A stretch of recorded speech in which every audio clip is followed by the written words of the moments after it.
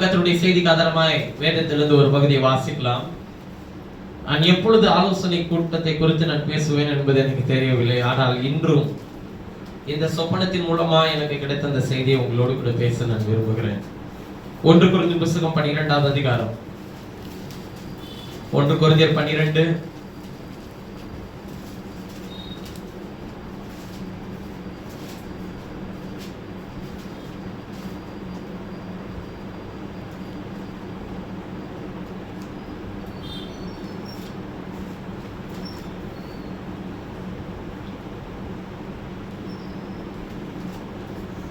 4வது வசனத்தை வாசிக்கலாம்.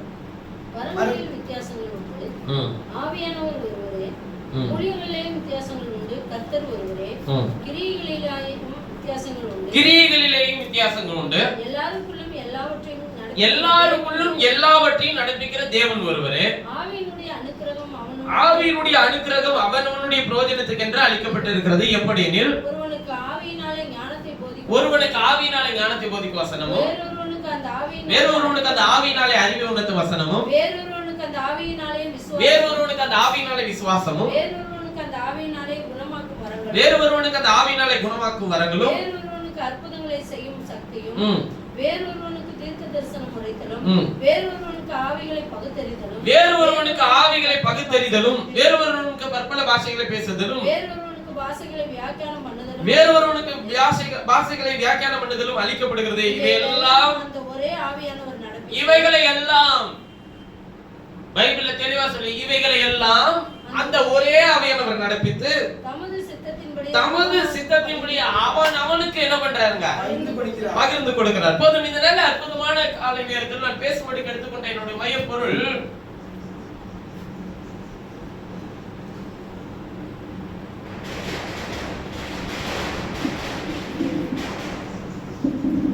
ஆகிய பகுத்தறிதல் என்கிற மைய பொருளை கொண்டு உங்களோடு கூட பேச நான் விரும்புகிறேன். ஆவியை பகுத்தறிதல் வேதம் நமக்கு எப்படி உபதேசிக்கிறது என்பதை நாம் வேதத்திலிருந்து படிப்போம். இன்னொரு வசனத்தை வாசிக்கலாம். யோவான் எழுதின சுவிசேஷம்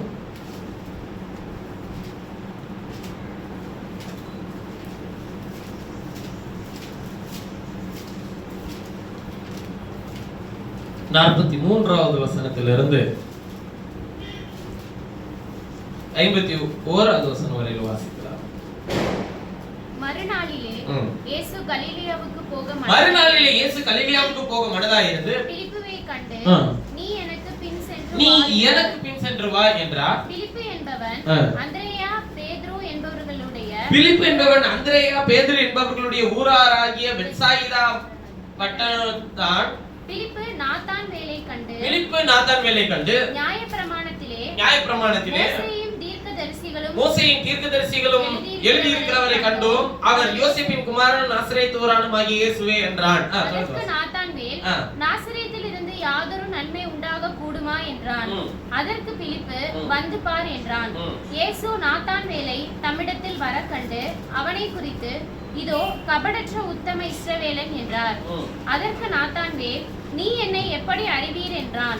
இயேசு அவனை நோக்கி, பிலிப்பு உன்னை அழைக்கிறதற்கு முன்னே நீ அத்திமரத்தின் கீழே இருக்கும் போது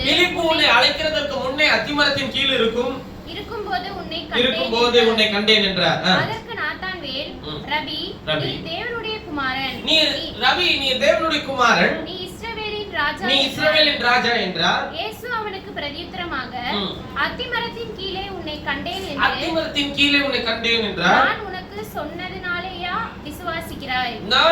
சொன்னதினாலேயா நீ விசுவாசிக்கிறாய்? இதிலும் பெரிதானவைகளை காண்பாய் என்றார். பின்னும் அவர் அவனை நோக்கி, வானம் திறந்திருக்கிறதையும் தேவதூதர்கள் மனுஷகுமாரனிடத்தில் இருந்து ஏறுகிறதையும் இறங்குகிறதையும் நீங்கள் இது முதல் காண்பீர்கள் என்று மெய்யாவே உங்களுக்கு சொல்லுகிறேன் என்றார். போதும். இந்த நல்ல அற்புதமான காலை நேரத்தில் நான் பேசும்படி எடுத்துக்கொண்ட என்னுடைய மைய பொருள், ஆவியை பகுத்தறிதல் என்கிற தலைப்பின் கீழ் இருந்து உங்களோடு கூட பேச விரும்புகிறேன். ஒரு முன்னுதாரணமாய் நாம் வாசித்த இந்த வேத பகுதியிலிருந்து உங்களோடு கூட பேச நான் துவங்குகிறேன். ஆண்டவர் எல்லாருக்கும் வரங்களை பகிர்ந்து கொடுக்கிறவர். ஆனால்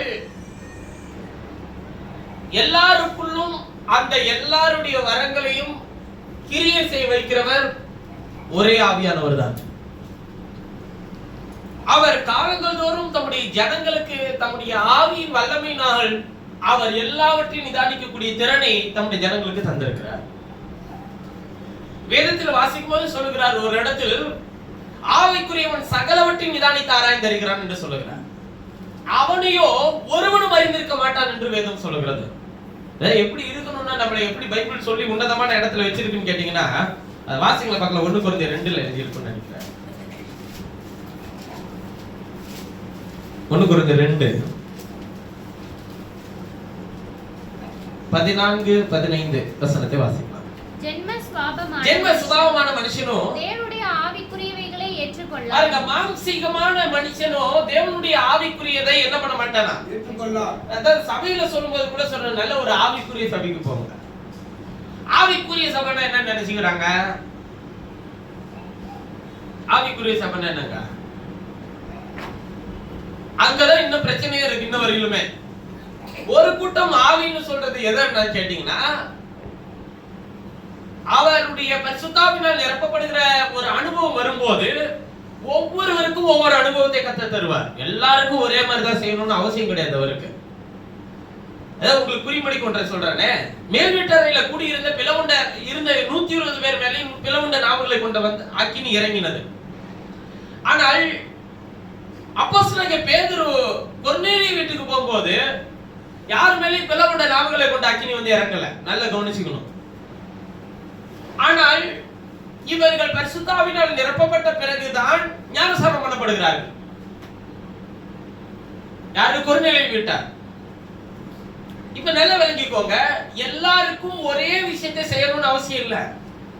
பிலிப்பு சமாரியா தேசத்திலே போய் பிரசங்கித்து எல்லாருக்கும் கர்த்தருடைய நாமமாகிய கர்த்தராகிய இயேசு நாமத்தில் ஞானஸ்நானம் கொடுத்துட்டு வந்துட்டாரு. எல்லாருமே ரட்சிப்பின் அனுபவத்துல இருக்கிறாங்க, ஞானஸ்நானம் வாங்கினவங்க. ஆனால் அப்போஸ்தலனாகிய பவுல் போகும்போது இவர்கள் ஞானஸ்நானம் கர்த்தராகிய இயேசுவின் நாமத்தினால் ஞானஸ்நானம் பண்ணப்பட்டவர்களாக இருக்கிறார்களே தவிர இவர்கள் இன்னும் பரிசுத்தாவினாலே நிரப்பப்படாமல் இருக்கிறார்கள் என்று கண்டு அவர்கள் மேல் மனதுருகி கைகளை வைத்தபோது அவர்கள் பரிசுத்தாவியை பெற்றுக் கொண்டார்கள் எழுதியிருக்கு. ஒரு கூட்டத்துக்கு கைகளை வைத்தபோது பரிசுத்தாவி கிடைச்சிச்சு, இன்னொருத்தவர்கள் வசனத்தை கேட்டபோது பரிசுத்தாவி கிடைச்சிச்சு, இன்னொரு கூட்டத்தார் காத்திருந்த போது பரிசுத்தாவின் அந்த அபிஷேகம் கிடைச்சு. எல்லாருக்கும் ஒரே மாதிரி கிடைக்கணும்னு அவசியம் இல்லை. இப்ப இது எல்லாத்தையும் செஞ்சது யார்தான்? ஆண்டவர் தான். சரிதாங்க. இப்ப அவர் இது எல்லாத்துலயும் ஒரு காமனான ஒரு விஷயத்தை வச்சிட்டு இருக்கிறார் தெரியுங்களா? அங்கதான் தேவன் நிக்கிறார். அவர் என்ன பண்ணுவார்னா, உங்களை சிம்டம்ஸ் மட்டும் நீங்க எல்லாரும் பாக்குறீங்க, ஆனா இவர் எல்லா இடத்திலும் ஒரே நிலையை தான் செய்து வந்திருக்கிறார். என்னன்னு கேட்டீங்கன்னா, சுவிசேஷத்தை பிரசங்கித்தல். மேல் வீட்டறையில கூடியிருந்த போது எங்க சுவிசேஷம் பிரசங்கிக்கப்பட்டது? பிளவுண்ட நாவுகளை கொண்ட அக்கினி அங்க வந்த உடனே எழும்பி நின்று பிரசங்கித்தாங்களா இல்லையா? அப்படின்னா என்ன? அங்கே சுவிசேஷம் ஊற்றப்பட்டது, செய்தி அவர்களுக்குள்ளே வைக்கப்பட்டது. எழும்பி நின்று யோவேலுக்கு எழுதின தீர்க்கதரிசன புத்தகத்தை அப்போஸ்தலனாகிய பேதுரு முதற்கொண்டு எல்லாருமே பேச தொடங்கினார்கள். அவங்களுக்கு யோவேலுக்கு எழுதின தீர்க்கதரிசன புத்தகத்துக்கு என்னவே இல்லங்க, போய் என்ன படிச்சுட்டு வந்திருக்கிறாங்களா? அவர்கள் கல்வி அறிவில்லாதவர்கள். அந்த கூட்டத்துல லூக்கா, மத்தேயு தவிர வேற யாரு கல்வி அறிவு கிடையாது. அப்போஸ்தலனாகிய பவுல் கிடையாதுங்க. பேதுரு மீன் பிடிக்கிற வேலையை செய்துட்டு இருந்தார், அந்திரேயா. அப்ப இவர்கள் எல்லாருமே நல்லா கவனிச்சுக்கோங்க, இந்த யோவேலுக்கு எழுதின தீர்க்கதரிசன புத்தகத்துக்கும் அவர்களுக்கு என்ன இல்லங்க, சம்பந்தம் இல்ல. ஆனால் எழும்பி நின்று பிளவுண்ட நாவுகளை கொண்ட அக்கினி வந்தவுடனே எழும்பி நின்று எப்படி இவர்கள் பிரசங்கம் பண்ணினார்கள் கேட்டீங்கன்னா, அவருடைய வார்த்தையாகவே அவர்களுக்குள்ளே மகிமை வாசம் பண்ண தொடங்கினார். அவர் அதாவது தேவன் தம்முடைய வார்த்தையில ஜீவிக்கிறார். அவர் ஒருவருக்குள் வந்த உடனேயே அவர் தம்முடைய வார்த்தையை அவர்களுக்குள்ளே வைத்து வழிநடத்த வல்லவராய் இருக்கிறார். அதுதான் அன்னைக்கு அப்போஸ்தலர்களுக்கு செய்தார். கொர்நேலிய வீட்டாருக்கு போகிறதுக்கு பேதுருக்கு மனசே கிடையாது. ஏன்னா அவன் இஸ்ரவேலன், அவன் புறஜாதி. ஆனா கொர்நேலிய வீட்டார் அனுப்பி பேதுரு என்கிற ஒரு மனுஷன் இருக்கிறான், அவனை வரவழையுங்கள் என்று கர்த்தருடைய ஆவியானவர் சொல்றாருன்னு சொன்ன பிறகு பேதுருவுக்கு கர்த்தர் தரிசனத்தை கொடுக்கிறாரு. 2 கூண்டு வந்து இறங்குது. ஒன்று அசுத்தமான மிருகங்கள், ஒன்று அசுத்தம் இல்லாத மிருகங்கள். 2 கூண்டில இருக்கு. கர்த்தருடைய சத்தம் கேட்கப்படுது. இவன் உபவாசத்தில் இருக்கும்போது கேட்கப்படுது. 2யுமே அடிச்சு புசின்றாரு. ஆனா பேதுருக்கு என்ன இல்லங்க, மனசு இல்ல. அவன் சொல்றானா, எப்படி அசுத்தமானதை நான் புசிப்பேன்? இன்னைக்கு கூட நிறைய கிறிஸ்தவர்களுக்கு இன்னும் அதோட விஷயம் நிறைய புரியாம, நம்ம விரிகுழம்பு இருக்கிறது அசைப்படுறது தான் சாப்பிடணுமா பிரதர்ன்னு கேட்கிற ஆட்கள் எவ்வளவு பேர் இருக்கிறாங்க தெரியுங்களா உங்களுக்கு? இப்ப நீங்க விரிகுழம்பு உள்ளது அசைப்படுறது மட்டும்தான் சாப்பிடணுமா? எல்லாத்தையும் சாப்பிடுங்க. நொறுங்குண்டு எதா சொல்றாருன்னு கேட்டீங்கன்னா, நறுங்குண்டு நொறுங்குண்டு செத்ததை சாப்பிடாத, ரத்தத்தோட சாப்பிடாத, விக்கிரங்களுக்கு படைக்கப்பட்டதை சாப்பிடாத. இதுல எனக்கு நான் தான் ஒசூர்ல இருக்கும்போது நான் இதை கொஞ்சம் அவர்களோடு பேசின விஷயத்த நான் கொஞ்சம் சொல்றேன். ஆண்டவர் நறுங்குண்டு நொறுங்குண்டு செத்ததை சாப்பிடாதன்னு சொல்றதுக்கு ஒரு காரணம் இருக்கு. என்னன்னு கேட்டீங்கன்னா, ரத்தம் ஒரு காமன் ஃபேக்டரா இருக்கும், சரிங்களா? அதனால சாப்பிட வேணாம்னு சொல்றேன். ரத்தத்தோட புசிக்க வேணாம்னு சொல்றதுக்கு ஒரு காரணம் இருக்கு. ஏன்னா ரத்தத்துல ஜீவன் உண்டு. அது நோவாவின் காலத்துல இருந்து இந்த கட்டளை இருக்குன்னு சொல்லி வச்சுக்கலாம். நியாயப்பிரமாணத்துக்கு அதுக்கு சம்பந்தமே இல்லை. நோவாவின் காலத்துல இருந்து என்ன இருக்குங்க, இது கட்டளை இருக்குன்னு சொல்லலாம். சரி, ரைட்டு. விக்கிரகத்தை படைக்கப்பட்டது புசிக்க கூடாதுன்னு சொல்றதுக்கு என்ன விஷயம் இருக்கு? இதுல என்ன பிரதர் நீங்க யோசிக்கிறீங்க? இது விக்கிரகத்துக்கு படைக்கப்பட்டது. போஜன பதார்த்தங்கள் தவறா சரியா? நீங்க அவர்கள் படைக்கிற அந்த போஜன பதார்த்தத்தை நீங்க சாப்பிடுறதே இல்லையா? ஒரு சுண்டலோ வச்சுக்கணும், ஒரு பொரியோ வச்சுக்கணும், நீங்க சாப்பிட மாட்டீங்களா? அவர்கள் கொடுத்தத சொல்லல, நீங்க சாப்பிடுவீங்களா இல்லையா? நீங்க சாப்பிடுவீங்க. போஜனம் தவறு இல்ல, போஜனத்துல எந்த பிரச்சனையும் கிடையாது. அது ஏன் அங்க வச்சதை எடுத்து நீங்க சாப்பிடுறது இல்ல? அவங்க அதை தெய்வமாக வணங்கி அதிலும் ரத்தம் இருக்கு. அது உங்களுக்கு புரியலையா? அதுல ரத்தம் இருக்கு. அதுல எங்க ரத்தம் இருக்கு பாருங்க. அவர்கள் செய்கிற விஷயத்தை கவனிச்சுக்கோங்க. இவர்களுக்கும் இவர்கள் தேவன், அவர்கள் வழிபடக்கூடிய தேவனுக்கும் இடையில இருக்கிற இந்த போஜனத்தினால் போஜன பலி செலுத்துகிறார்கள்.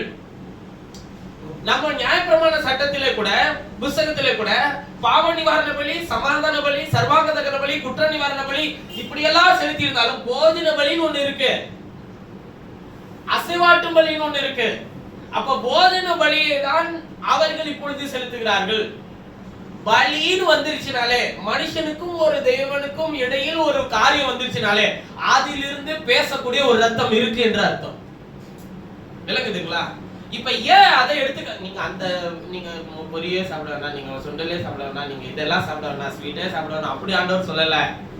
ஏன் அதை சாப்பிடாதன்னு சொல்றாருன்னு கேட்டீங்கன்னா, அவனுக்கு பரிந்து பேச அந்த போஜன பலி இருக்கு, உனக்கு பரிந்து பேச உனக்குள்ளே ஒரு போஜன பலி இருக்கு. அது கர்த்தருடைய வார்த்தையே.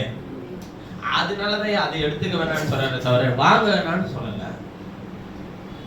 அதனால சில உறவுகளை கெடுத்து மூஞ்சியை திருப்பி அதெல்லாம் நீங்க மாட்டோம், அது அசுத்தமானது, நீ யாருக்கு படைச்சேன்னு தெரியல, பேய்களுக்கு பலிவிட, எதை பேய்களுக்கு பலிவிட்டதுன்னு சொல்றாருன்றதே தெரியாம நம்ம பாட்டுக்கு எதையோ ஒண்ணு கேட்டதெல்லாம் வச்சுக்கிட்டு என்ன பண்றதுங்க, எதையோ ஒண்ணு அடிச்சு விடக்கூடாது. புரிஞ்சுங்களா? கர்த்தருடைய பாத்திரம்னா நீங்க தான். எனக்காக பரிந்து பேசுற பலி இயேசு இருக்கிறாரு ஐயா, இதெல்லாம் அவங்களுக்கு சொல்ல முடியுமா? கொடுக்கறவங்கள்ட்ட சொல்ல முடியுமா? முடியாது. இப்ப கரெக்டா நான் பேசி ஆகணும், நாளைக்கு பிரச்சனை வரும்ல, அதுக்கு இதை சொல்லிடணும் முன்னாடியே. குடுக்காரன்ட்ட போய் போஜன பள்ளி இதுதான், உன் போஜன பள்ளி அது, ஏன் போஜன பள்ளி இது, எப்படிலாம் சொல்ல முடியுமா? அதெல்லாம் கிடையாது. இப்ப நம்ம இதுல தெளிவா இருக்கணும்னா, சொன்னா கேட்கலையா, கொடுக்குறாங்க வாங்கி, யாருக்காச்சும் அந்த நேரத்தில் போஜனமே இல்லாம இருப்பாங்களே அவங்களுக்கு கொடுங்க. சிலர் மூஞ்சியில் அடிச்ச மாதிரி இனிமே இதெல்லாம் நாங்க சாப்பிட மாட்டோம், ஒரு கடித்து பச்சித்தா அழிஞ்சு போயிடும். நீங்க உலகத்துல மனுஷன் அப்படின்னா நீங்க இந்த கடையில இருக்கிற எல்லாமே பரிசுத்தம் உள்ளதா? ஆனா சொல்றாரு, நீ காசு கொடுத்து வாங்குறதுனால அது உனக்கு பரிசுத்தமாக்கப்படும். கிறிஸ்தவ கடை தான் நம்ம போய் வாங்குவேன்னா எங்க கிறிஸ்தவ கடை இருக்கும், அதுலதான் விலை கூட இருக்கும், அதனால நம்ம வேற கடையில போயிடும். அப்ப நல்லா கவனிங்க,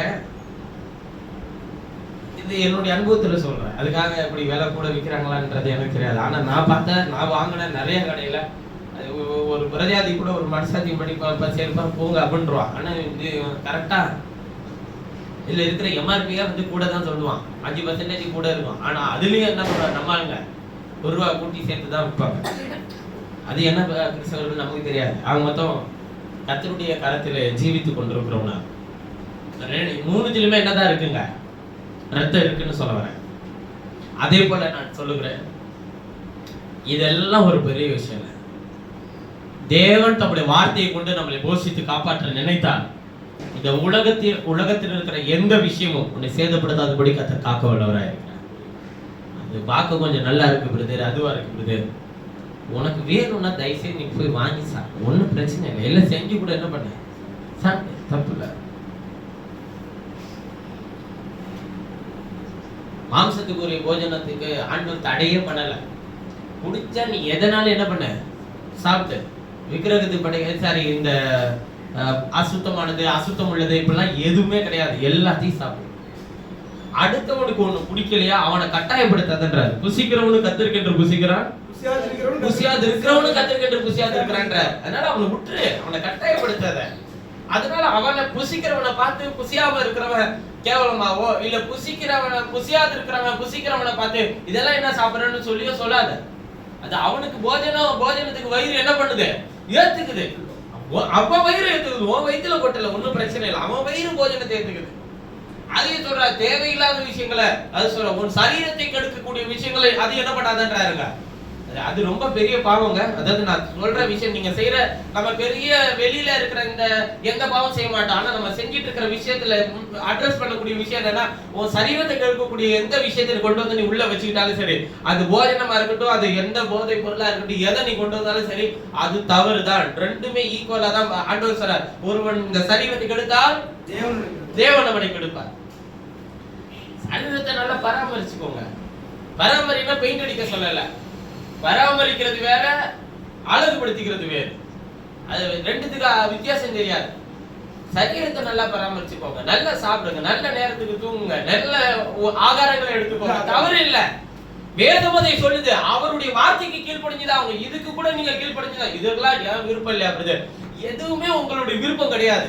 எதுக்குமே உங்க விருப்பத்துக்கு என்ன பண்றதே இல்ல. போஜனத்துல கூட ஒரு சுதந்திரம் இல்லையா பிரதர்? பைபிள் அப்படி எந்த சுதந்திரத்தையும் உங்களுக்கும் தரல, எனக்கும் தரல. ஏன் அப்படி தரல நான் சொல்லி நானும் பல டைம் நான் படிச்சு பார்த்திருக்கிறேன்.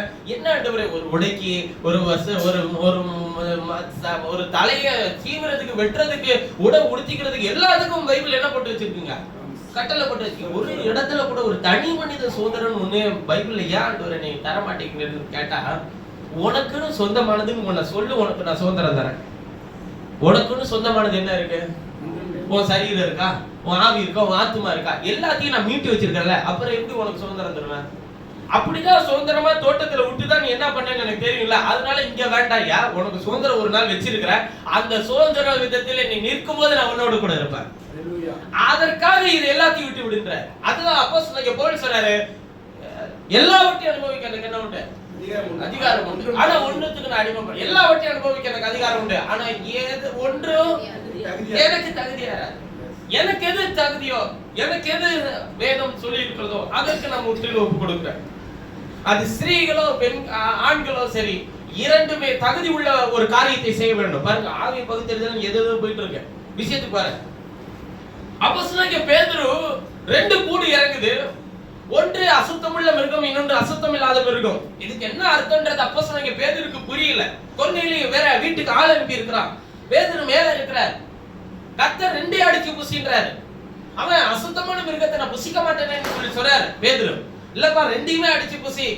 அசுத்தமான மிருகம் என்பது புறஜாதிகளுக்கு அடையாளமாய் ஆண்டவர் வைத்தது. சுத்தமான மிருகம் என்று சொல்லுகிறது இஸ்ரவேலர்களுக்கு அடையாளமாக ஆண்டவர் வைத்தது. 2யுமே அடிச்சு புசினார். அப்ப சுவிசேஷம் இஸ்ரவேலர்களுக்கு எப்படி பிரசங்கிக்கப்படுகிறதோ அதுபோல புறஜாதிக்கும் பிரசங்கிக்கப்பட வேண்டும் என்பதுதான் கர்த்தருடைய திட்டம். இது எப்ப புரிஞ்சிச்சுன்னு கேட்டீங்கன்னா, பேதுரு கீழே இறங்கி வந்தப்ப புரியல. கொர்நேலியு வீட்டுக்கு போய் இவன் பிரசங்கத்தை கேட்டபோது, பரிசுத்த ஆவியானவர் ஒவ்வொருவரை நிரப்பிய போது அவர் அங்கே புரிந்து கொண்டார். அப்ப ஆவியினுடைய நிரப்பப்படுதல் என்பது இன்றைக்கு மிக அவசியமா இருக்கிறது நம்ம எல்லாருக்கும். எதிலே நிரப்பப்பட வேண்டும் என்று சொன்னால், தேவனுடைய வார்த்தை என்கிற ஆவியினால் நிரப்பப்பட வேண்டும். ஏனென்றால் வேதம் தெளிவாய் சொல்லுகிறது, நான் உங்களுக்கு சொல்லுகிற வசனங்கள் ஆவியாயும் ஜீவனாயும் இருக்கிறது. வேதம் நமக்கு எடுத்து போதிக்கிறதை கவனிங்கள். ஆவிக்குரியவன் எல்லாவற்றையும் நிதானித்து தெரிகிறான்னு சொல்லி வாசிச்சோம் இல்லைங்களா? 1 கொரிந்தியர் 2:2 தானே? 14. ஜென்ம சுபாவமான மனுஷனும் தேவனுடைய ஆவிக்குரியவைகளை ஏற்றுக்கொள்ளான்.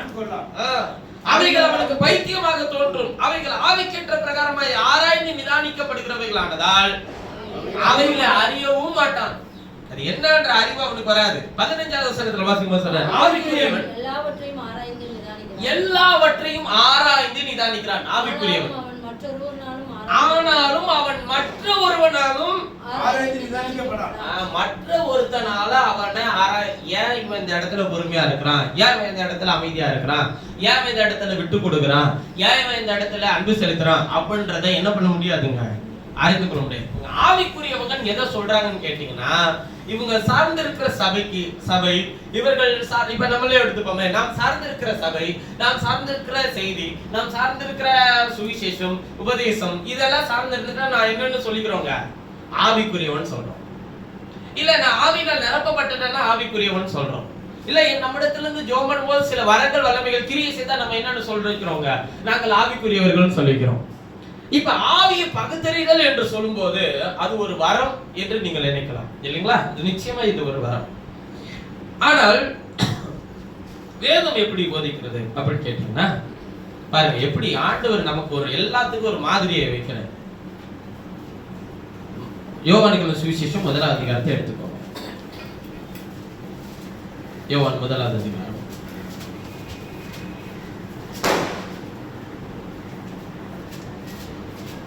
அத வாசிச்ச அந்த வசனத்துல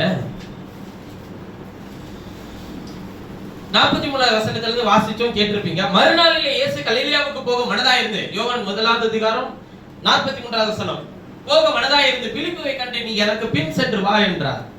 யாரை பார்த்து? இயேசு பிலிப்பை கூப்பிடுறார்.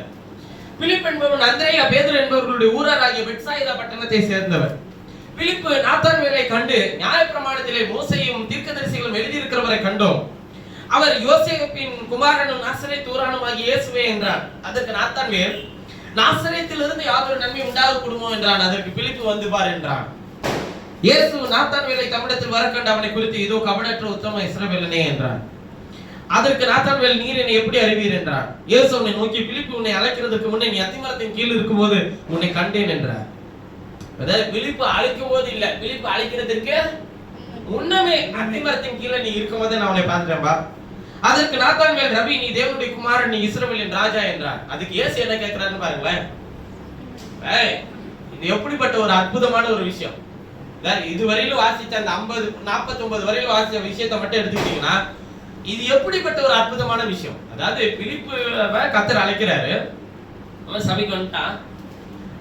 அவன் போய் நாத்தான்வேலை பார்த்து, நான் தேவகுமாரனை நான் பார்த்துட்டேன்பா, அவர்தான் மெய்யான தேவன், அவர்தான் மெய்யான தேவனுடைய குமாரன், அவரை நான் சந்திச்சு இருக்கிறேன், நீ வா அப்படின்னு சொல்லி கூப்பிடுறான். யாரு? பிலிப்பு நாத்தான்வேலுக்கு இயேசுவை அறிமுகப்படுத்தி வைக்கிறான்.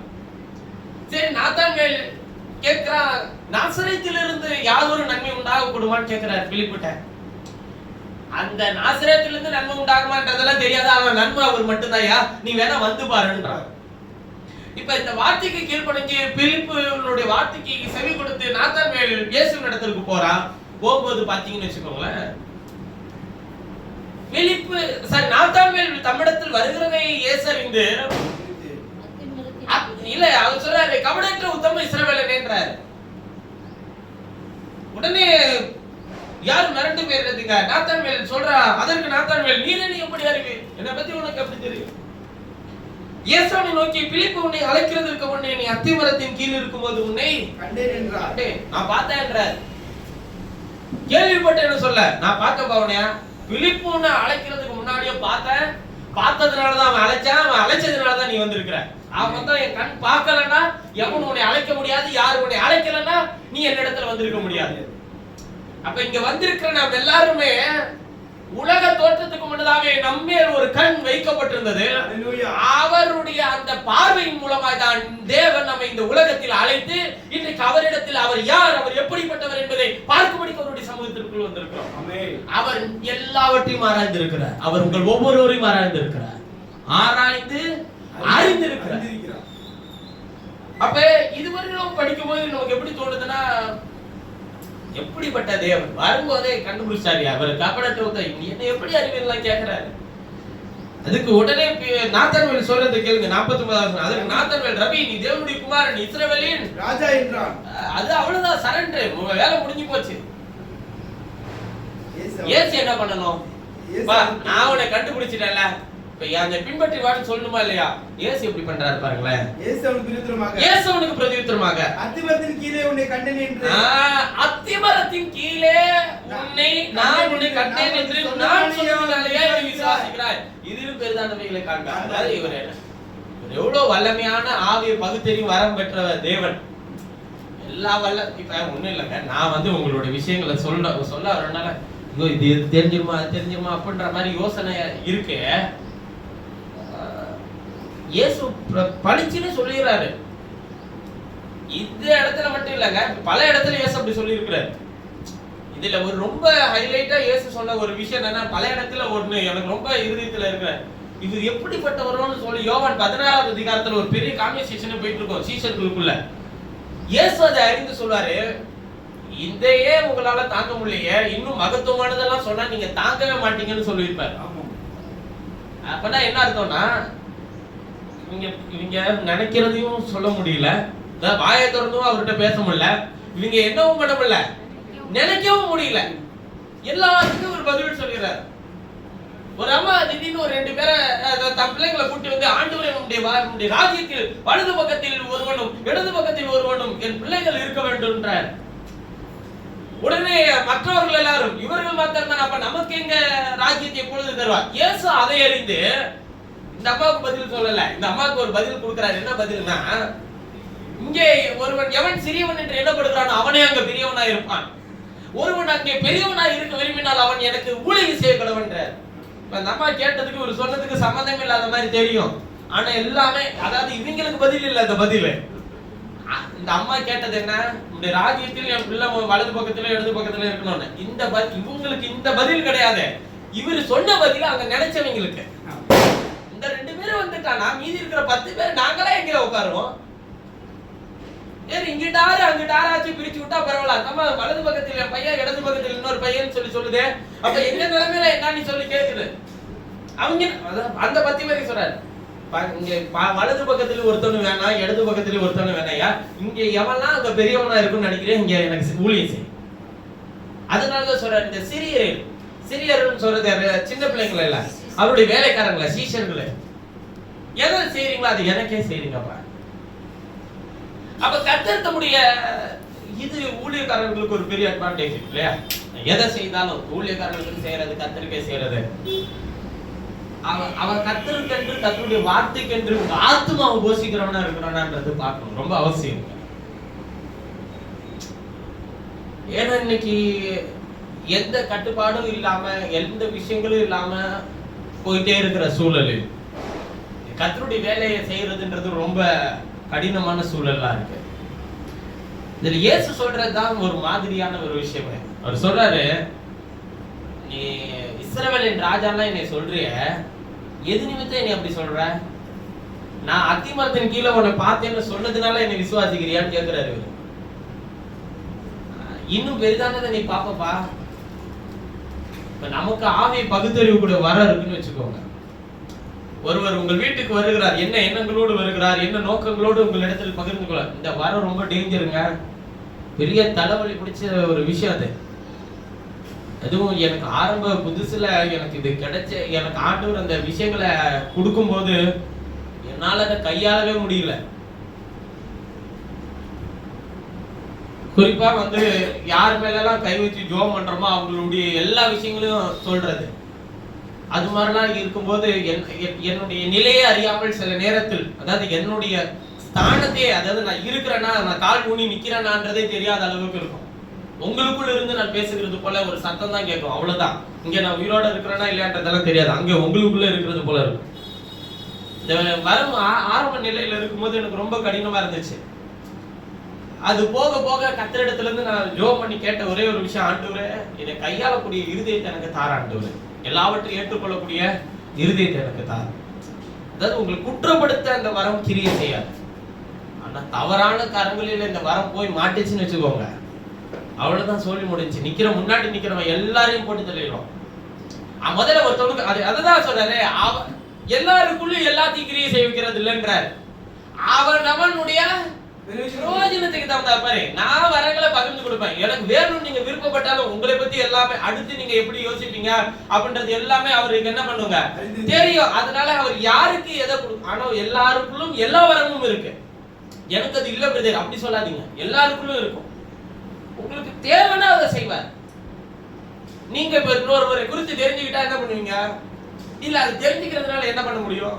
இப்போ ஒண்ணும் இல்லைங்க, உங்களுக்கு என்ன நாளைக்கு சம்பவிக்க போறது அப்படின்னு நான் கேட்டு ஒரு சின்ன உதாரணத்துக்கு சொல்லுவோம். 2026ல யார் தேர்தலில் நின்று வெற்றி பெற போறாங்கன்றத நான் கத்தரிடத்துல இருந்து கேட்டு நான் சொல்றேன்னு வச்சுக்கோங்க. அதனால உங்களுக்கு என்ன பிரயோஜனம்? இல்ல எனக்கு என்ன பிரயோஜனம்? யாராச்சும் ஒருத்தர் வரதான் போறாங்க, யாராச்சும் ஒருத்தர் நம்மளையா ஆளுக்கு செய்யதான் போறாங்க. ஆக மொத்தம் தேவன் இதெல்லாம் சொல்லுவாரான்னு நீங்க கேட்டீங்கன்னா நிச்சயமா சொல்ல மாட்டார்.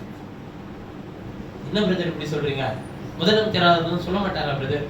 யார் ஒரு முறை ஒருத்தவங்க கேட்டாங்க 2020 இந்த எலெக்ஷனுக்கு முன்னாடி கேட்டாங்க. இந்த எலெக்ஷன்னா நம்ம சட்டமன்ற இப்ப இந்த 4 வருஷத்துக்கு முன்னாடி கேட்ட கேள்வி. இவங்களுக்கு ஒரு கட்சியோட தலைவரோட பேர் சொல்லி இவங்களுக்கு இந்த வருஷம் வாய்ப்பு இருக்கா? நான் எந்த அரசியல் ஆலோசகரும் கிடையாது. எனக்கு யார் வருவான்னு எனக்கு தெரியாது. இந்த ஜனம் பார்த்து யாருக்கு ஓட்டு கொடுத்தோ அவனை வருவார். ராஜாக்களுடைய இறுதி ராஜாக்களை தள்ளி ராஜாக்களை ஏற்படுத்துகிறார். நீதாயா அது உன்னதான் அவர் சொல்றாரு. இங்க இருக்கிற முதலமைச்சரையோ பிரதமரையோ சொல்லல. அவர் உலகத்துக்குரியதை குறித்து சொல்றவர் இல்லைங்க. இங்க இருந்துட்டு நிறைய பேர் அமெரிக்கால இவருதான் பிரதமர் ஆவார் கர்த்தர் சொல்லி இருக்கிறார். எப்படி சொல்றாரு? அவங்க கர்த்தர் சொல்றாரு. ஆனா நம்ம கர்த்தர் வேதத்தில் இருக்கிற ஆண்டவர் அப்படி சொன்னதா சரித்திரமே இல்ல. சாமுவேல் அனுப்பி கர்த்தர் தாவீதை ராஜாவாக அபிஷேகம் பண்ணனும்னு சொல்லி சொல்லுவாங்க. இப்படி தோணும் உங்களுக்கு. சவுல ராஜாவாக அபிஷேகம் பண்ண யாருக்கு ராஜாவாக அபிஷேகம் பண்ண சொன்னாரு? இஸ்ரவேலர்களுக்கு. ஏன் அப்படி சொன்னாரு? ஏன் ஆளுகையை தள்ளிட்டான் அவன்? என்னை வேண்டாம்னு சொல்லி எங்களுக்கு ராஜா வேணும்னு அவன் கேட்டான். இஸ்ரவேலர்கள் யாரு? தேவனுடைய குமாரர் குமாரத்தி. அப்ப உங்களுக்கு அவருடைய ஆளுகை வேண்டாம்னு சொல்லி அவன் தள்ளதுனால சவுல ராஜாவா நிறுத்தி தாவீத ராஜாவா நிறுத்தின்னு அவர் சொன்னாரு. இப்போ உங்களுக்கு யாரு ஆளுகை செய்யறாரு? இப்பெல்லாம் நீ எனக்கு ஆளுகை செய்யறதுக்கு யாரு வேணாம், எனக்கு ஆண்டவர் வேணாம், எனக்கு வேற ராஜாவை தரலாம் நீ கேட்டீங்கன்னு வச்சுக்கோங்க. ஆண்டவர் சொல்றாரு நீயே வேண்டாம், நீ வெளியே போயிருப்பாரு. ஆண்டவர் சொல்றாரு நான் உங்களுக்குள்ளாவே உங்கள் தேவனா இருப்பேன், நீங்கள் எனக்கு குமாரன். அந்த மாதிரி எல்லாம் இப்ப சொல்ல முடியாது. சரி, சவுல அபிஷேகம் பண்ண சொன்ன ஆண்டவர், தாவீதை அபிஷேகம் பண்ண சொன்ன ஆண்டவர், இங்க எந்த தீர்க்கதரிசி போய் அபிஷேகம் பண்றாரு? ஆளுநரா? தீர்க்கதரிசி என்னையா கொஞ்சம் கூட ஒரு சொற்ப அறிவு இல்லையா வேதத்தோடு ஒப்பிடுறதுக்கு உலகத்துல இருக்கிற மனுஷன்? இததான் சொல்றாங்க, பகுத்தறிதல் தேவை. எதை தேவன் பேசுவார், எதை பேச மாட்டார், அவர் எதை குறித்து, அவர் எப்படிப்பட்ட உன்னதமான தேவன், கீழ்த்தரமான விஷயம் செய்வார் அவரு. ஒரு 2000 இந்த 5 வருஷம் இந்த எலெக்ஷனுக்கு முன்னாடி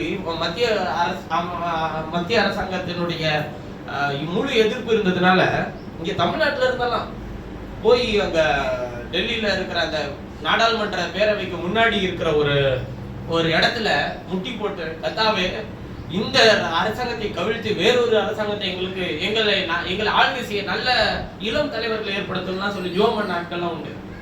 வீடியோ கிளிப்ஸ்லாம் வச்சிருக்கேன், வேணா உங்களுக்கு காட்டுறேன். எந்த ஆவினால் அவர்கள் நடத்தப்படுது? இவர்களை ஆவிக்குரியவர்கள் எப்படி சொல்றது? நிச்சயமா சொல்லுகிறேன், இவர்கள் ஆவிக்குரியவர்கள் அல்ல. வேதம் அதை மறுக்கிறது முற்றிலுமா. ஆவிக்குரியவன் எல்லாவற்றையும் நிதானித்து ஆராய்ந்திருக்கிறான். எதை நிதானிப்பான்? வேதத்தை, வேதத்தில் இருக்கிற வார்த்தையை அவன் நிதானித்து ஆராய்ந்திருக்கிறான். பாருங்க, தேவாதி தேவன் வானத்தையும் பூமியின் சர்வ வல்லமையும் தம்முடைய வாயின் வார்த்தையினால் தம்முடைய சுவாசத்தினால் சகலத்தையும் உண்டாக்கின கர்த்தர் எல்லாம் மகிமை விட்டு நமக்காக அடிமையின் ரூபம் எடுத்து மனுஷர் சாயலாகி தேவத்துவத்தின் பரிபூர்ணம் எல்லாம் அவருக்குள் இருந்தும் கபடற்ற உத்தம சிறவன். இதெல்லாம் அவருக்கு சாதாரண விஷயங்க. இந்த நாத்தான் மேல பார்த்து கபடற்ற உத்தம சிறவன் சொல்றதெல்லாம் அவருக்கு சாதாரண விஷயம். ஆனா அவனை பார்த்து என்னன்னு கேக்குறாரு, நீ உண்மையாவே தேவனுடைய குமாரன் தான், நீ ராஜா தான் என்று ஒரு மனுஷன் புகழ்ந்தோனே அவர் சொல்றாரு. நீ எது நிமித்தம் என்னை விசுவாசிக்கிற? நிதானிக்கிறார் பாருங்க அவரு. எது நிமித்தம் என்ன புகழ்ற, விசுவாசிக்கிறேன்னு கேக்குறாரு. நீ அத்திமரத்தின் கீழே உன்னை கண்டேன்னு சொன்னதுனால நீ என்ன விசுவாசிக்கிறியா? இத காட்டிலும் மேன்மையானதை நீ பாருங்க. அன்பாய். அப்ப இது இல்லையா தேவனுடைய சந்திக்கிறது? இது இல்ல, இது ஆவிக்குரிய கிரியை இல்ல, இது ஆவிகளை பகுத்தறிதல் அல்ல. எது ஆவிக்குரியவைகளை பகுத்தறிதல்? உனக்கு முன்பாக இருக்கிறவன் அவன் உனக்கு எதிராக இருந்தாலும் அவனிடத்தில் நிதானித்து இவனை எதுக்கு அனுப்பினார் என்றதை நிதானிக்க தெரியணும். சீனை தாவீதை தூசிக்கிறான்.